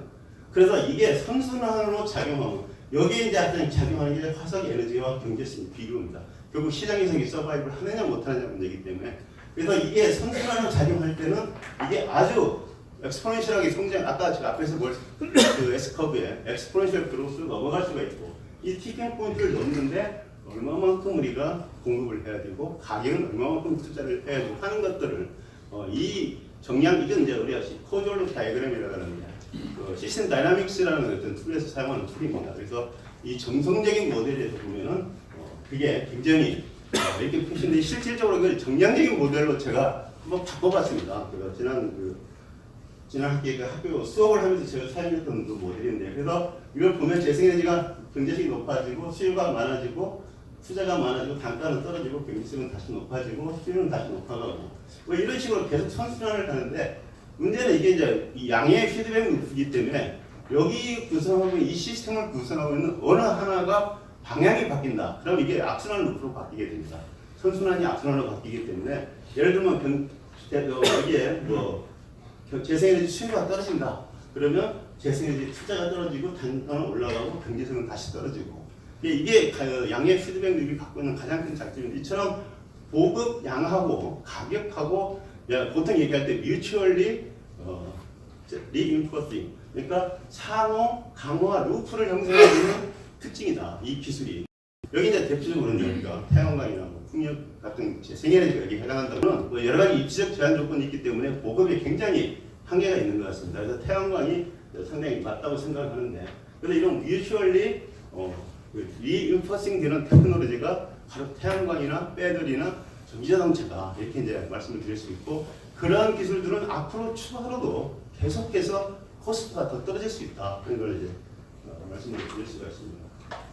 그래서 이제 보면 이게 미국 BOE에서 2016년에 나온 데이터인데 풍력, 태양광, 배터리 이런 것들 가격이 지난 한 5년 동안에 뭐 거의 40%, 60%, 70%씩 이렇게 떨어진 걸 우리가 알 수가 있습니다. 이게 이제 아까 말씀드렸던 그 엑스포넨셜 테크놀로지의 가격이 떨어지고 있는. 그래서 우리가 디지털 시대에 요즘 우리 디지털 시대에 가장 잘 나가는 기업이 뭐 구글, 애플 뭐 이런 회사들인데 그 회사들은 플랫폼을 가지고 비즈니스를 하는 회사들입니다. 플랫폼을 하는 회사들이고 그러한 디지털 기술을 이용한 뭐 3D 프린팅이나 드론이나 많은 새로운 기술, 요즘 4차 산업혁명 시대에 각광을 받는 기술들은 전부 다 코스트가 엄청나게 빠르게 지금 떨어지고 있기 때문에 그게 그 4차 산업혁명 사회를 끌고 가는 엔진 역할을 하고 있다. 근데 에너지 분야에서도 아까 말씀드린 이 기술들이 미래에 끌고 갈 그런 새로운 기술이다. 이렇게 이제 말씀을 드릴 수가 있고요. 그래서 제가 시뮬레이션을 한번 해봤습니다. 그래서 우리나라에 이제 맞게 한번 우리나라 가격으로. 근데 이제 여기 태양광 쪽에 하나의 이제 불문율이 있습니다. 우리 반도체 산업의 노예 법칙이 있습니다. 그 1.8년이 지나면 한 칩에 들어간 트랜지스터가 2배씩 이제 늘어난다고 하는 게 그 인텔의 설립자 무어박사가 그런데 여기 마찬가지로 여기도 그 썬파워의 그 회장이 그 룰을 하나 봤는데 지난 그 동안 그 보급되는 양하고 가격을 이렇게 비교해 보니까 2배가 이렇게 더 이상 보급이 되면 가격은 한 30% 정도 떨어진다 하는 게 이제 그동안 그 데이터를 가지고 만든 겁니다. 그래서 사실 이건 우리나라는 아직 제가 뭐 정확하게 이 데이터를 못 해봤지만 하나의 이제 가정으로 해서 뭐 25%에서 한 30% 이제 30% 떨어진다는 두 가지 케이스를 가지고 해봤는데 만약에 30%가 떨어진다 그러면 여기 보시는 것처럼 가격은 이렇게 떨어지게 되어 있습니다. 아까 제가 말씀드린 엑스포넨셜 테크놀로지에서의 태양광의 가격입니다. 그리고 지금 작년에 1기가와트 태양광을 보급하기 위해서 우리가 한 2.1조 정도, 2조 정도가 투자가 됐습니다. 그러면 그 2조를 추가로 투자하지 않고도 계속해서 2030년까지 보급한다. 그 가격에. 그럼 이렇게 코스트가 떨어진다고 가정하면 거의 그 50 내지 60기가와트의 태양광을 넣을 수가 있다. 똑같은 돈으로. 그만큼 이게 떨어지는 속도가 엄청나게 빠르다는 얘기입니다. 물론 여기에 대해서 이 떨어진 속도에 대해서 20% 비용이 30% 하락한다는 데 대해서는 우리나라에 맞는 또 여러 가지 검증을 거친 절차가 필요하지만 일단 시뮬레이션 결과를 보면은 이런 현상이 태양광에 적용되고 있다. 이걸 말씀을 드릴 수가 있고요. 그래서 뭐 보면은 이걸 이제 가장 중요한 게 이제 요즘 비용 얘기하면서 LCOE라는 개념이 이제 한 이슈로 이제 등장을 하는데 2분 남았어요. 네. 여기서 끝낼까? 좀 더 하셔야죠. 그래서 보면은 LCOE가 뭐 제가 이 두 가지 케이스로 해가지고 20%, 25% 하락, 30% 하락할 때 LCOE가 보면 LNG 같은 우리가 현재 정산 단가하고 석탄의 정산 단가를 한 2020년에서 2027년 사이에 거의 그 가격의 태양광이 LCOE 개념으로서는 도달한다 이렇게 저희들이 시뮬레이션 결과를 한번 해봤습니다. 근데 그건 최근에 에센초라는 컨설팅 회사가 낸 데이터가 있습니다. 여기도 보시면 2010년에서 2025년 사이에 아까 말씀드렸던 이런 분산형 기술들이 사실은 기존의 센트럴라이징 파워 시스템을 능가하는 이미 센트럴라이징 파워 시스템에 석탄이나 원자력이나 대규모 가스 발전소들은 투자가 굉장히 없습니다. 세계적으로 보면 이미 이쪽으로 투자가 다 지금 시프트되고 있는 그런 현상이 우리가 이걸 알 수가 있다 이렇게 알 수가 있고 똑같은 뭐 개념인 것 같아요. 그래서 뭐 하여튼 시사적으로는 비용 문제는 뭐 재생에너지만큼 보급한다 해서 비용이 저는 더 많이 물론 뭐 그건 여러 가지 우리가 고려를 하고 정확한 데이터가 있지만 큰 증가는 없을 거다. 시뮬레이션 해본 결과 티핑 포인트라는 개념을 우리가 인지를 하면은 그 다음에 이제 또 하나가 중요한 게 우리가 기후변화 관련돼서 해외 건축분이 11.3%를 해외에서 분배하게 되어 있습니다. 그게 그때 현실화되면 한 1톤에 한 50불 정도 한다 그럴 때 한 5조 정도 연간 비용이 발생합니다. 이 돈을 신재생 에너지 쪽에 투자를 하게 되면 엄청난 양의 재생 에너지를 아까 같은 티핑 포인트 지나게 해서 보급할 수 있다는 걸 말씀드리고 물론 여기에는 우리가 넘어야 될 많은 그 장벽들이 있습니다. 규제 문제, 부지 문제 그런 것들이 이제 우리가 해야 되는 거고요.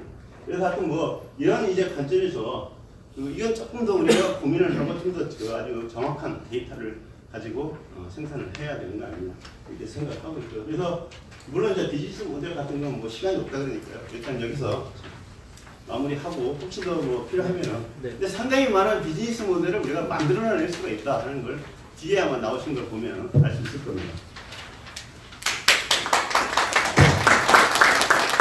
준비를 못하겠네요.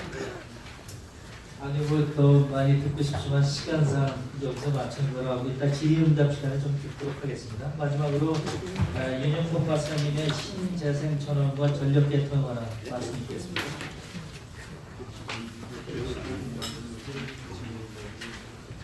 네, 반갑습니다. 저는 한전전력연구원 송변전 연구소장을 맡고 있는 윤영동입니다. 그래서 우리 안 박사님께서 신재생 가격이 떨어져가지고 기존 전원을 대체를 하고 보다에서 많이 사용할 거라 이렇게 얘기를 하시는데 저희들이 고민을 하는 것은 이제 그런 신재생 전원이 전력 개통이 많이 접속됐을 때는 한전 입장에서는 어떻게 전력 수급을 유지할 건지 그런 걸 지금 고민을 좀 하고 있습니다. 그런 면에서 저는 이제 20분은 못 찍을 것 같고요. 간단하게 좀 말씀을 하고 있습니다.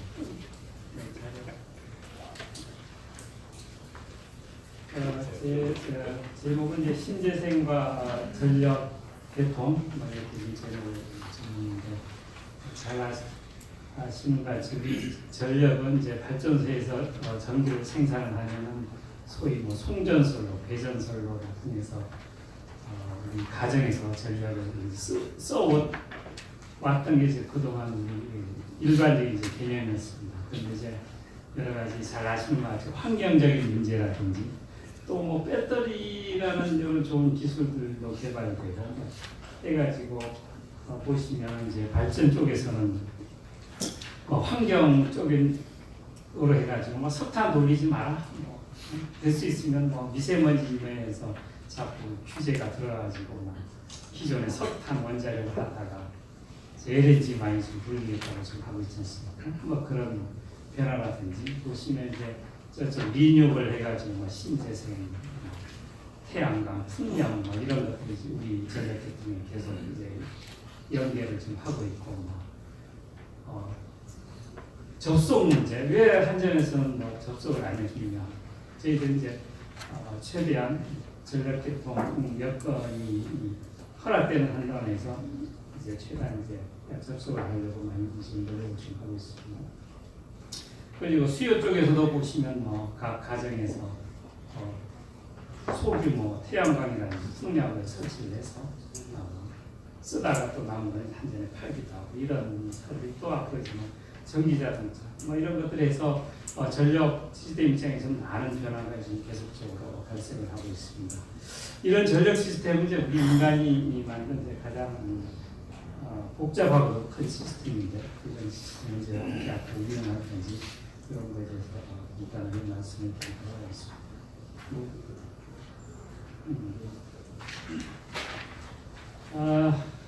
전기 특성을 간단히 말씀드리면 이제 잘 아시는 것 같이 전기는 말 그대로 빛의 속도로 이동을 합니다.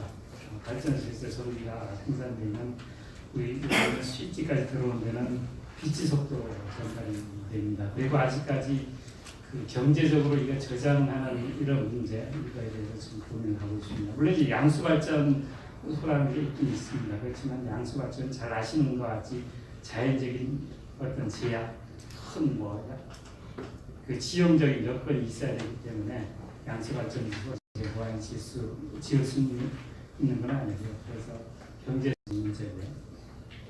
그래서 언제나 실시간으로 전기를 소비자가 쓰겠다 그러면 순간적으로 생산해서 빛의 속도로 공급을 해야 되는 그게 기본적으로 우리 전력 시스템의 이제 기본 개념입니다. 그런 큰 제약이 뭐냐면 주파수 60Hz를 유지를 해야 된다. 전압은 일정을 유지해야 된다. 이게 이제 전력 계통을 운영하는 기본 목표입니다. 그리고 잘 아시겠지만 전력은 사람이 인위적으로 너 이쪽으로 흘러 이렇게 할 수 있는 게 아니고 임피던스에 따라 가지고 원리적 물리적인 법칙에 따라서 이제 흐르는 거고요. 그리고 외란이 발생하면 순간적으로 수초 이내에 전부 이제 파급되는 이런 문제가 있고 또 일단 정전이 되면 사회적인 그 영향은 대단한 거겠죠. 뉴욕이나 동경 대등전 보시면 요거를 이제 우리가 전력 시스템을 이제 이야기해서 흔히 이제 자전거에 비유해서 이제 간단하게 제가 그림을 가져왔는데요. 어디가 밑에 건가요? 이 앞에 빨간 거는 이제 발전기고요. 뒤에 이제 파란 거는 이제 부하 전력 소비자를 생각하시면 됩니다. 이런 자전거가 이제 앞에 이제 빨간 이런 이쪽 사람들이 이제 힘을 발휘를 해서 에너지를 공급을 해서 일정한 속도로 이제 움직여야 된다 이겁니다. 전력계통을 운영한다. 일정한 속도로 간다는 의미는 이제 주파수가 60Hz로 유지를 해야 된다는 얘기고요. 그런데 이제 기존에 저희들이 이제 이렇게 잘 갔었는데 신재생 에너지, 태양광이나 이제 대표적으로 태양광 풍력 이런 전원들이 이쪽으로 이제 새로 이제 나타난 겁니다. 이쪽 부하들은 전력을 소비하는 이 부하들은 이제 여기 페달이 없이 그냥 이제 타고 있었는데 이런 이제 새로운 그 재생에너지원이 여기 이제 타가지고 에너지를 페달을 통해서 에너지를 이제 공급을 하는데 기존 발전기들하고 같은 속도로 공급하는 게 아니고 다른 속도로 이렇게 해서 에너지를 공급을 하는데 그것도 자연 에너지 법칙에 따라 가지고 공급하기도 하고 안 하기도 하고 이런 그 새로운 전력 생산 설비가 전력 계통에 들어옴으로 인해서 우리가 이걸 어떻게 이제 대체할 건지 이런 게 우리 전력회사 입장에서 이제 가장 큰 사항입니다. 이런 설비들이 이쪽에 들어왔다는 얘기는 이제 기존 발전 설비에 들어있지 않고 이제 일단 소비자 근처에 수용가 근처에 이런 설비들이 들어있는 의미에서 그랬고요. 이게 그 전력 소비 변동이 어떻게 되는지 그림으로 나타난 외국 사례인데요. 독일 2010년 11월 데이터인데 보시면은 1시간에서 148시간 동안 이제 전력 변동입니다. 제일 위의 커브가 이 풍력 발전기가 없을 때 전력 수요 변동입니다. 제일 위의 커브는 풍력 발전기가 전혀 없을 때 커브고요. 제일 밑에 커브가 풍력 발전기가 20% 들어왔을 때 수요 변동입니다. 그러니까 요 변동은 총 수요에서 풍력 발전기 수출력 변동을 빼버린 네트 로드라고 하는데 네트 로드 커브를 제 밑에 지금 나타내고 있습니다. 그러니까 보시면 알겠지만 이 변동 폭이 요 시간당 요 변동 폭이 풍력 발전기가 없을 때에 비해서 훨씬 가파르고 이 변동하는 이런 빈도수가 훨씬 많아집니다. 그렇기 때문에 이거에 대응해서 이런 거에 대응해서 앞에 자전거 비유해서 말씀드렸지만 이거에 대응해서 발전도 동시에 이루어져야 되는 게 전력 운영의 기본 원칙이 되겠습니다. 그래서 이 전력계통은 전체적으로 이제 수요하고 공급이 언제나 맞춰야 되는 거고요. 그렇게 하면 이제 우리가 주파수가 60Hz로 딱 유지되는 건데 전력 소비 쪽은 이제 전력 손실이라든지 우리가 소비자가 쓰는 전력 굉장히 주택에서 쓰는 거라든지 유럽 같이 이제 국가별로 계통이 연계되어 있으면 이제 이웃 나라로 전력을 수출하는 거. 여기 이제 소비 분이 되어 있고 생산하는 거는 이제 신재생을 포함해서 발전기 출력을 내는 거는 전력을 있습니다. 언제나 이거는 이제 평형을 유지해야 됩니다. 언제나 같은 에너지까지 갖춰야 되는데 과거에는 신재생이 없을 때는 변동분은 이제 요거였죠. 요거 변동인데 지금은 요것도 변동할 뿐만 아니라 요것도 변동을 합니다. 그런데 이제 앞으로 2030년 20%가 들어오면 요 변동폭은 훨씬 더 커지기 때문에 과연 이런 거를 이제 어떤 방법을 통해서 이제 할 거냐 이런 얘기입니다. 우리가 이런 걸 대응하는 방법은 뭐 전문적인 용어로 뭐 여러 가지 발전기 출력제여서 시간 대별로 뭐 가바나 프리미 경제 급증 이런 가지 지금 대응을 좀 하고 있습니다. 그래서 이제 소비하고 공급이 동일하면 이제 60Hz를 유지하지만 소비가 많으면 이제 주파수가 소비가 많으면 주파수가 하락하고 공급이 많으면 상승하기 때문에 이 주파수 이런 값을 가지고 이제 언제나 일정하게 유지하도록 계속적으로 출력을 조절해야 되는 문제가 되겠습니다. 그래서 앞으로 이런 설비가 증가하면 이런 전력 수급 문제 그리고 이제 개통 관성 저하 그리고 이제 무슨 의미냐면 신재생이 많이 들으면 사람으로 치면 뭐라고 할까요? 이 덩치가 좀 약해집니다. 외력이 들어오면 좀 거의 견디는 힘이 신재생이 많아지면 좀 약하다 이런 얘기입니다. 관성이 저하는 그런 얘기인데 그래서 그런 거에 대해서 어떻게 좀 대응을 해야 될지 저희들이 고민을 지금 하고 있는 사안입니다. 그래서 전력 시스템 입장, 전력 회사 입장에서는 이제 앞으로 지금 해야 될 일을 이제 간단하게 말씀을 드리면 우리나라 전력 계통 특성을 고려를 해서 또 2030년 20% 달성을 위해서 어떤 기술 개발을 차근차근 해야 될 건지 그런 것들을 이제 로드맵을 좀 수립을 좀 해야 될 거고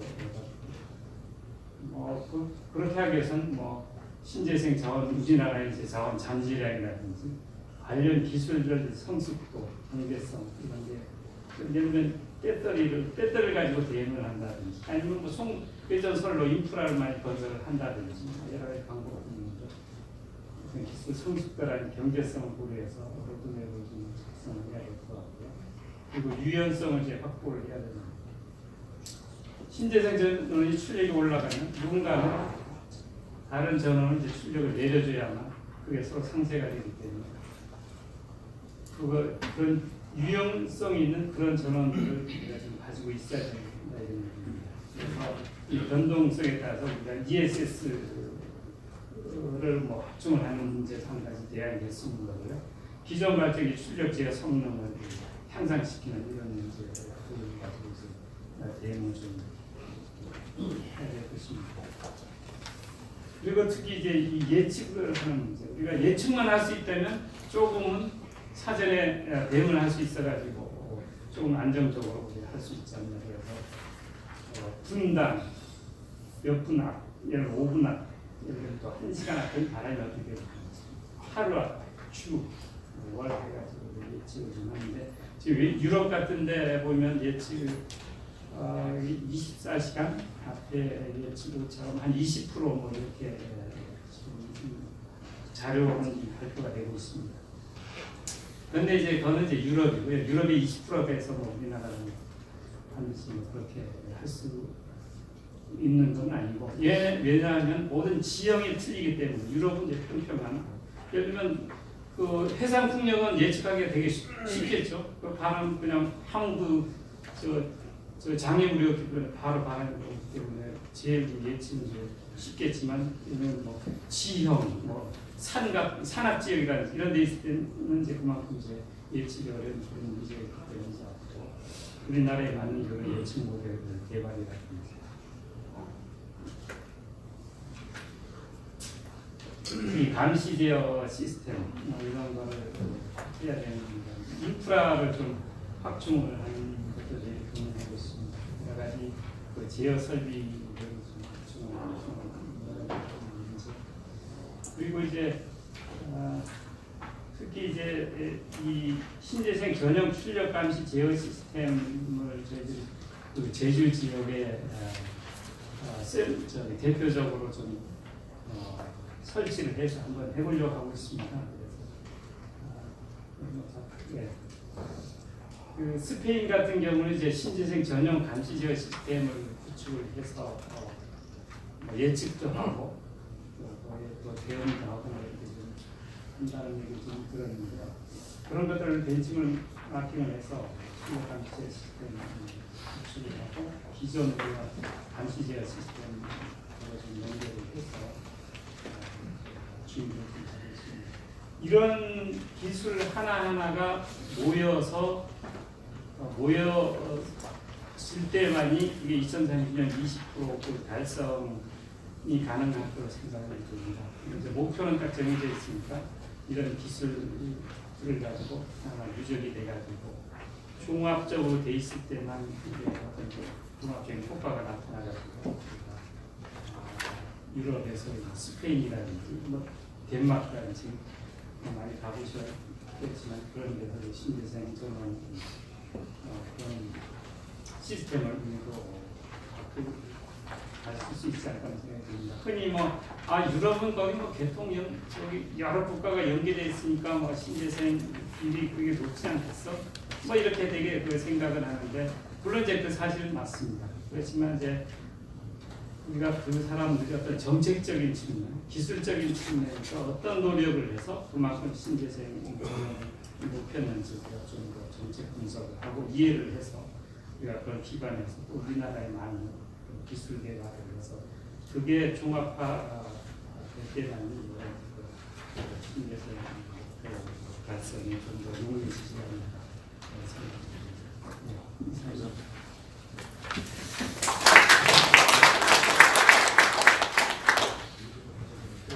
저희들이 거의 정확한 시간에 맞춰 들어왔습니다. 네 분의 발표가 있었습니다. 저희 신재생 에너지에 관해서 정책 얘기도 있었고 또 하나 기술 쪽 얘기도 있었고 그랬었습니다.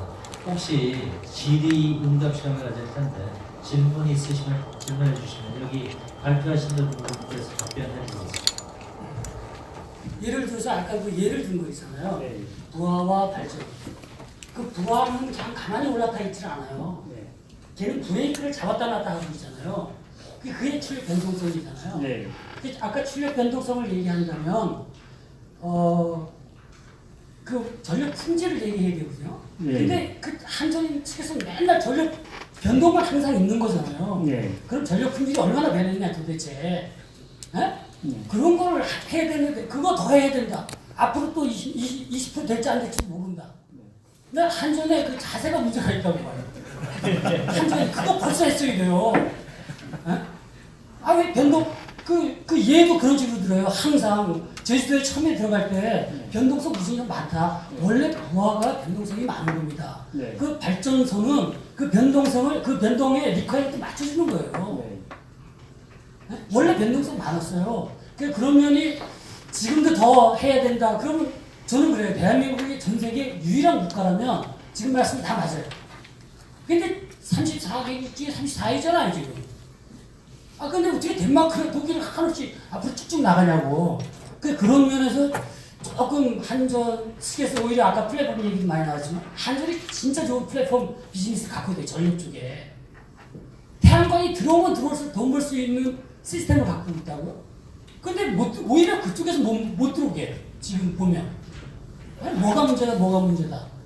그래서 좀 더, 뭐라고 진짜 말씀을 드려야 될지 모르겠어요. 할 말은 많은데, 제가 너무 많이 하면 또, 그러니까, 그런, 거 하고, 그 다음에 우리 안남성 박사님. 제가 잠깐 간단하게 답변 드리겠습니다. 전력 품질 문제는 이제 저희들이 계속적으로 그 품질 장치를 달아가지고 시스템을 구축을 해서 각 주요 수용가마다 그 품질을 측정하고 또 레포팅을 좀 하고 있고요. 그리고 이제 그 지금 제가 말씀드린 내용은 이제 신재생이 앞으로 이제 늘어남으로 인해서 물론 이제 변동성은 부하 변동성 자체에 대해서는 충분히 기존 우리 시스템 가지고 안정적으로 운영하도록 다 돼 있습니다. 돼 있는데 이제 다만 이제 앞으로 신재생이 늘어남으로 인해서 이게 제일 좋은 거는 부하 변동성하고 반대로 움직이면 제일 좋겠죠, 그죠?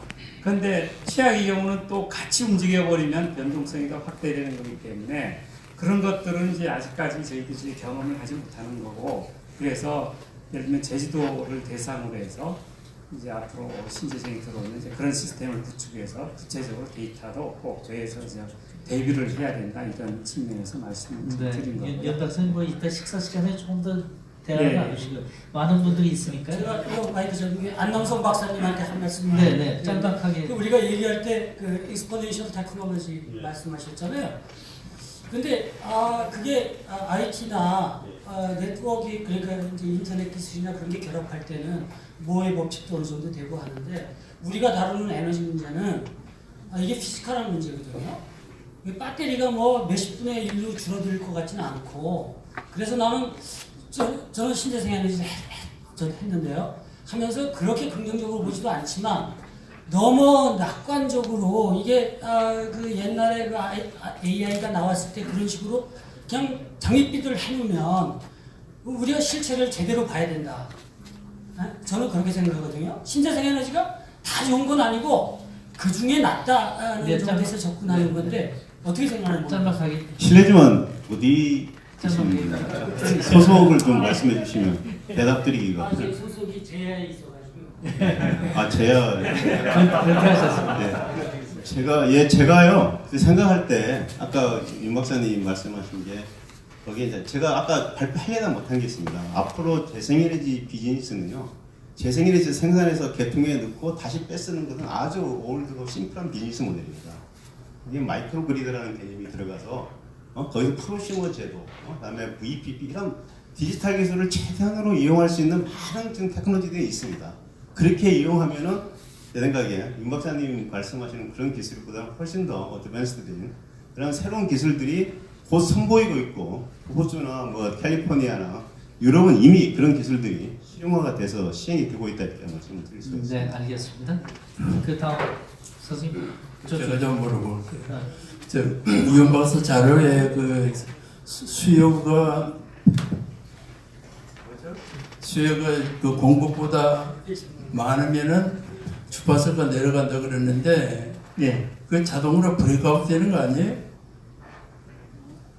수요가 지금 공급보다 많으면 아닙니다. 예, 그거는 이제 그 내부의 그 발전기라든지 이런 관성 에너지들이 있기 때문에 주파수가 어느 정도까지는 내부에서 다 소화를 합니다.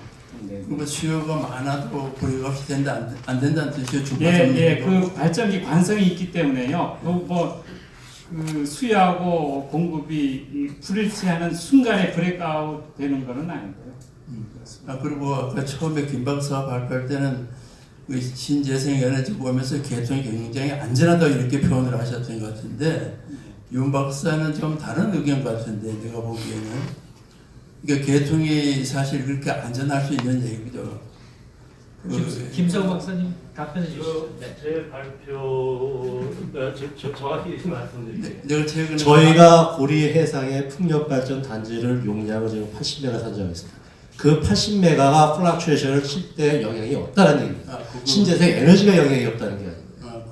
그 범위 안에서. 오케이. 그리고 이제 이런 거 한번 가령 원자력 같으면요, 그 분석을 해보면은 연료값이 10%고 유지 운영비가 한 50%고 건설비가 한 40% 돼요. 그럼 우리 그 풍력 같으면은 이제 재료비는 없겠죠. 바람 공짜니까.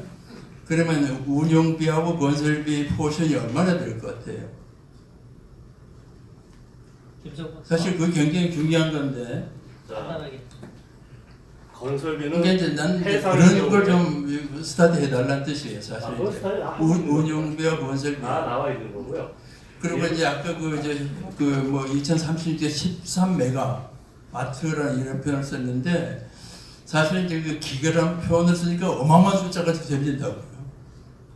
근데 기로나 메가로 쓰면 그게 사실 그렇게 큰 숫자가 아닌데, 기계라는 표현을 쓰니까 뭐 그걸 모든 게 해결되는 것 같은 그런 착각을 해요. 뭐 그렇게 느끼시는 분들도 있을 텐데요. 그리고 지금 이제 13메가라고 하는 것은 시설 용량이에요? 설비 용량이라고 아까 말씀드렸습니다. 그러면 실제 우리나라에서 가동률이 얼마나 될 것 같아요? 회사의 경우에 25에서 30% 보시면 됩니다. 25%를 보시는 거예요? 25에서 30 보시면 됩니다. 가동률이. 그렇죠. 지난번에도 그랬고요. 제 생각엔 저희가 에너지 관점의 문제를 접근할 때 네가 죽어야 내가 산다는 쪽으로 가서는 안 된다고 생각을 해요.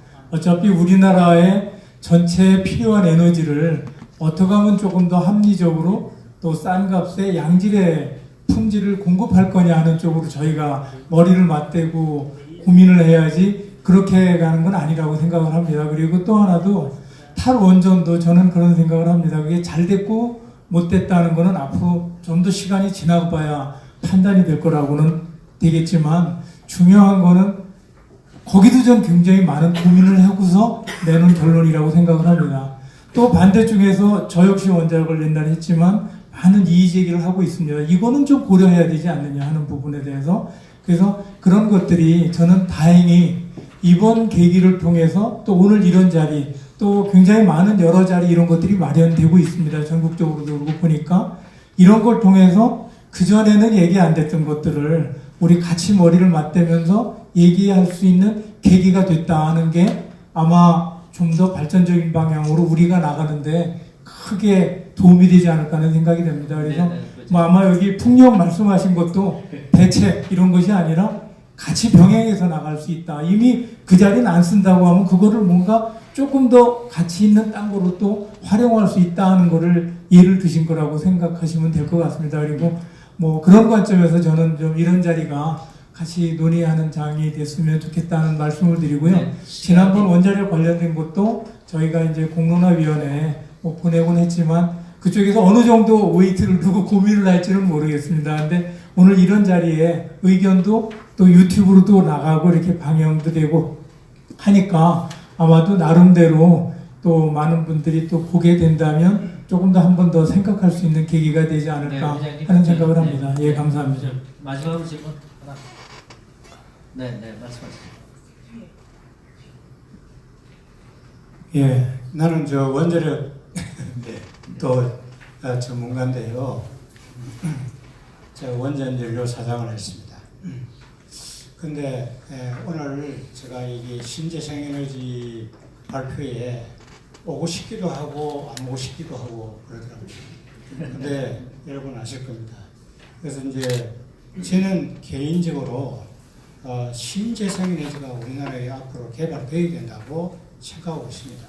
그리고 이때까지 그런 방향으로 노력을 또 어디 가든지 이야기하면 그렇게 해왔는데 지금 몰고 가고 있는 것은 신재생에너지가 원자력이 뭔가 큰 잘못이 있어가지고 신재생에너지로 가야 된다 이런 그 분위기가 있기 때문에 그래서 그에 대해서 여러분들이 이해를 해 주십사 하는 관점이고요. 제가 이제 안 박사님한테 한 말씀 드리면은 제4차 산업이 우리가 앞으로 나가야 될 산업입니다. 그죠? 그런데 4차 산업에 끼 맞추기 식으로 원자력을 여기에서는 안 되겠다 이런 얘기입니다. 다시 말씀드리면 아까 설명하실 때 제4차 산업에서 수요 공급의 수요의 측면에서 볼 때는 원자력이 이제 그렇지 못하다는 카테고리 안에다 넣었거든요. 화석연료하고 똑같이 원자력을 넣어가지고 그렇게 설명을 했는데 그 상당히 오해가 있을 수 있습니다. 그래서 그런 부분에 4차 산업이라는 것은 우리가 앞으로 나가야 될 하나의 수단이고 방법이지 거기에 목적이 돼서는 안 됩니다. 거기에다가 끼 맞추기로 이렇게 돼서 잠깐이야. 그래서 신재생에너지가 예를 들어서 수요 관리의 관점에서 이렇게 앞으로 기술 개발이 돼가지고 이렇게 해나가야 된다는 건 그건 맞습니다. 맞는데 원자력을 그렇게 원자력을 그 카테고리 안에 넣어서는 안 되겠다 이런 말씀을 하나 드리고요. 그에 대한 질문 바꾸는 게 있어요. 그리고 저기 박사님한테 또 이제 전력연구원에 계시는 박사님한테 하나 말씀드리는데요. 신재생 에너지가 가능성 아닌가요? 많이 사용해봐야 하루에 5시간 정도 사용할 수 있을 거야. 그래서 가능성이기 때문에 절대적으로 이게 주력의 전원으로서는 적합하지 않는 거예요. 그래서 뭔가 베이스가 있어야 되는 거예요. 베이스가 있어야 되고 그 변동성, 큰 변동성 때문에 기저 부활하는 것이 있다고 저는 보고 있습니다. 그죠? 그래서 그렇게 됐을 때 이 신재생에너지가 신재생에너지 출력 감시 시스템을 통해 가지고 뭐 이렇게 하는 같은데 제가 잘 몰라서 질문하는 거예요. 그래서 출력 감시 시스템이라는 것이 전체 우리 네트워크에서 이루어집니까? 그러니까 별도로 이루어집니까? 짤막하게 네, 짤막하게 답변하고 마치는 겁니다. 예, 윤 박사님. 저희들이 지금 제주도 전체 신재생 풍력 같은 이제 풍력 전체를 이제 같이 해서 예. 그렇습니다. 뭐 풍력 하나를 보겠다는 얘기는 아니고요. 전체 전력 수요 공급 측면에서 이제 보겠다는 얘기입니다. 네, 안 박사님 짤막하게 답변 부탁드리겠습니다. 뭐 어려운 질문하시고 짤막하게 답변하라고 저는 뭐 신입니까 제가 말씀드린 게 조금 오해가 있는데요. 그 말씀드린 게 원자력을 뭐 다른 것과 이렇게 이제 비교하는 건 안 된다 그러는데 제가 말씀드린 건 규모를 얘기하는 겁니다. 대형 발전 시스템이 아니다. 그게 과연 우리가 공급이 부족할 때 그때는 뭐 대형 발전소로 해서 공급하는 시스템이 맞습니다. 그게 서플라이 쪽의 규모의 경기였고 이제는 수요가 부족한 시대가 됩니다. 아까 제가 말씀드렸지만 전력이 뭐 13%밖에 더 가정용에서 사용 안 된다 그러니까 그런 시대에 과연 그런 대형 발전소 시스템들이 맞느냐? 그게 큰 메가 트렌드하고 좀 같은 그걸 할 수가 있느냐 이제 그걸 제가 말씀을 드린 거지. 원자력과 그런 측면에서는 원자력도 이미 S커브에 저 포인트 세츄레이션 포인트에 가 있는 거 아닙니까? 제가 사회의 어떤 큰 메가 트렌드는 S커브로 우리가 보통 표시를 하는데 그걸 구성하고 있는 인프라에 구성하고 있는 기술들은 이미 석탄, 원자력, 뭐 석유, 가스는 세츄레이션 포인트에 가 있기 때문에 거기서 더 비용을 낮출 수가 없다. 비용 문제를 제가 말씀을 드린 겁니다. 그 원자력 코스트가 지금 계속 올라가지 않습니까? 우리나라도 마찬가지, 세계적으로도. 그에 비해서 태양광, 특히 태양광 배터리, 그 에너지는, 그 테크놀로지는 코스트가 계속해서 엑스포넨셜이 떨어지고 있다. 그게 엑스포넨셜 기술이기 때문에. 그래서 새로운 그 기술로 인프라의 기술을 대체할 수 있다. 역사적으로 보면 그렇다는 얘기입니다. 그거를 잘 좀 설명하셔야 될 것 같습니다. 짧게 질문하겠습니다. 저는 과학자가 아닙니다. 근데 오늘 우리 과학자들의 얘기를 들어보니까 진짜 우리 대한민국에 새로운 큰 변화가 예상이 됩니다. 근데 이렇게 이제 얘기가 되는 가장 큰 핵심은 아까 우리 전력연구원에 계신 분께서 자전거 그림을 참 제가 굉장히 이해하기 쉽게 이렇게 표현을 해주셔서 정말 감사합니다. 이제 기존에 이제 생산해내는 그러한 여러 가지 그 소스들이 있지 않습니까? 근데 그 중에서 문재인 정부 들어와서는 갑작스럽게 핵발전소를 폐쇄시켜버렸어요. 그리고 탈원전으로 가는 겁니다. 그리고 진짜 여기 빠져 있는데 천연가스를 도입을 해서 그 파이프라인을 어디로 하여튼 연결을 해서 이거 온다는 거예요. 지금 우리 그 얘기는 지금 하나도 지금 얘기 안 하고 있고 지금 다른 얘기들만 지금 하고 있지 않습니까? 그래서 오늘 진짜 질문할 대상이 없어가지고 제가 이렇게 얘기를 못 하는데 진짜 우리 그 과학자님들께서 진짜 우리 과학의 미래가 달려 있고요. 그 다음에 오늘 아침 발표에 사우디가 다음 달에 1400메가와트에 22조 6천억짜리 이거 한국 수주할래? 한국에 저기 발주 의뢰를 했어요. 니들 할 거냐 말 거냐. 지금 이런 것들을 지금 다 놓치고 있는데 우리 좀 과학자님들 좀 더 합심해서 알겠습니다. 진짜 좀 한 목소리를 내야 될 것 같습니다. 네, 오늘 저희들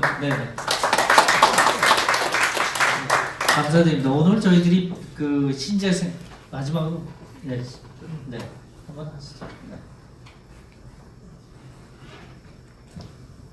좀 약간 시니컬하지만 좀 다른 방향의 얘기를 좀 하고 싶습니다.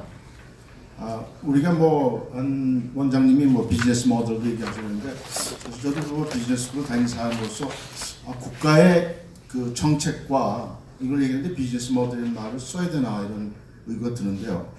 우리가 한 나라를 생각하면은 거기에 두 가지 요소가 있죠. 산업이 있고 우리 국민이 있습니다. 그 산업을 위한 원동력은 에너지고요. 국민에 대한 그 생활의 편안함을 주는 것이 에너지거든요. 그걸 두 면에서 보면은 우선 이 국가의 산업이나 모든 정책의 기조가 쓴 다음에 그 다음에 서플라이 디맨드를 얘기해야 되는데 우리가 지역적으로 서플라이 디맨드를 많이 하고 비즈니스 모델을 얘기하기에는 좀 더 내로한 견해인 것 같고 지금 현재 사실은 중세 시대 이후에 그 앱솔루트 모나키 그 당시만 하더라도 루이 14세나 이런 사람들이 공부를 무지무지하게 많이 하는 사람들이 나라를 운영했습니다. 지금 중국도 그렇고 소련도 굉장히 공부를 많이 한 인텔렉츄얼이 런하고 있습니다. 그런데 민주화된 우리나라에서는 과연 위정자들이 정말 공부를 많이 한 국회의원이고 위정자들이 좀 의심스럽습니다. 그런 면에서 그분들을 택할 것이 아니라 우리 과학기술자들이 띵크탱크 같은 거를 만들어야 됩니다. 그래서 이 나라의 방향을 과학기술과 연결된 정책 방향을 지금 그런 거 해야 된다고 생각한다면은 사실 노르웨이도 작은 나라지만 DNB라는 게 있고 미국에도 랜드 코퍼레이션이 있습니다. 그런 면에서 여러분들이 우리 이런 모임에서 오늘 저도 많이 걸 배웠습니다만은 이제말로 띵크탱크가 필요합니다. 그래서 우리가 지금 제조업을 위주한 산업 정책을 끌고 나가느냐 하면은 거의 에너지 디맨드가 많아질 것이고 서비스업이나 뭐 관광 쪽으로 안 되면 디맨드가 줄을 것입니다. 거기에 따라서 디맨드에 따른 에너지 정책도 나올 수 있는 것인데 무조건 어떤 그런 그 소위 그 포퓰리즘이나 이런 것 때문에 엔타이 뉴클리어 쪽으로 간다면은 그건 굉장히 우리가 잘못 방향을 저는 생각하거든요.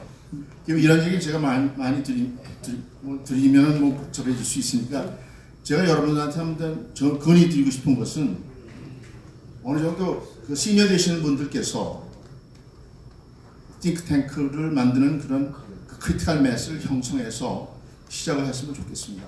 네, 오늘 여러 아주 뜨거운 주제들이 많이 있었습니다. 정책적인 문제도 있었고 그런데 박 회장님 말씀대로 저희들이 오늘 신재생 에너지에 관해서 얘기하는 것은 사실은 전체를 한번 다 쳐다보자. 그 다음에 우리가 어떤 것들을 우리가 아우르고 같이 가야 되겠는가 뭐 그런 내용이거든요. 그러니까 그런 의견도 있고 이런 의견도 있고 이렇게 해서 전체 우리 그 걱정하시는 우리 과학기술자 선배 후배님들 너무 오늘 감사드립니다. 자, 이제 오늘 이것으로 제5회 한국 과학기술 포럼을 모두 마치도록 하겠습니다. 감사합니다. 마지막으로 저희들 잠깐 나오셔서 같이 사진 촬영하는 것이 있겠습니다.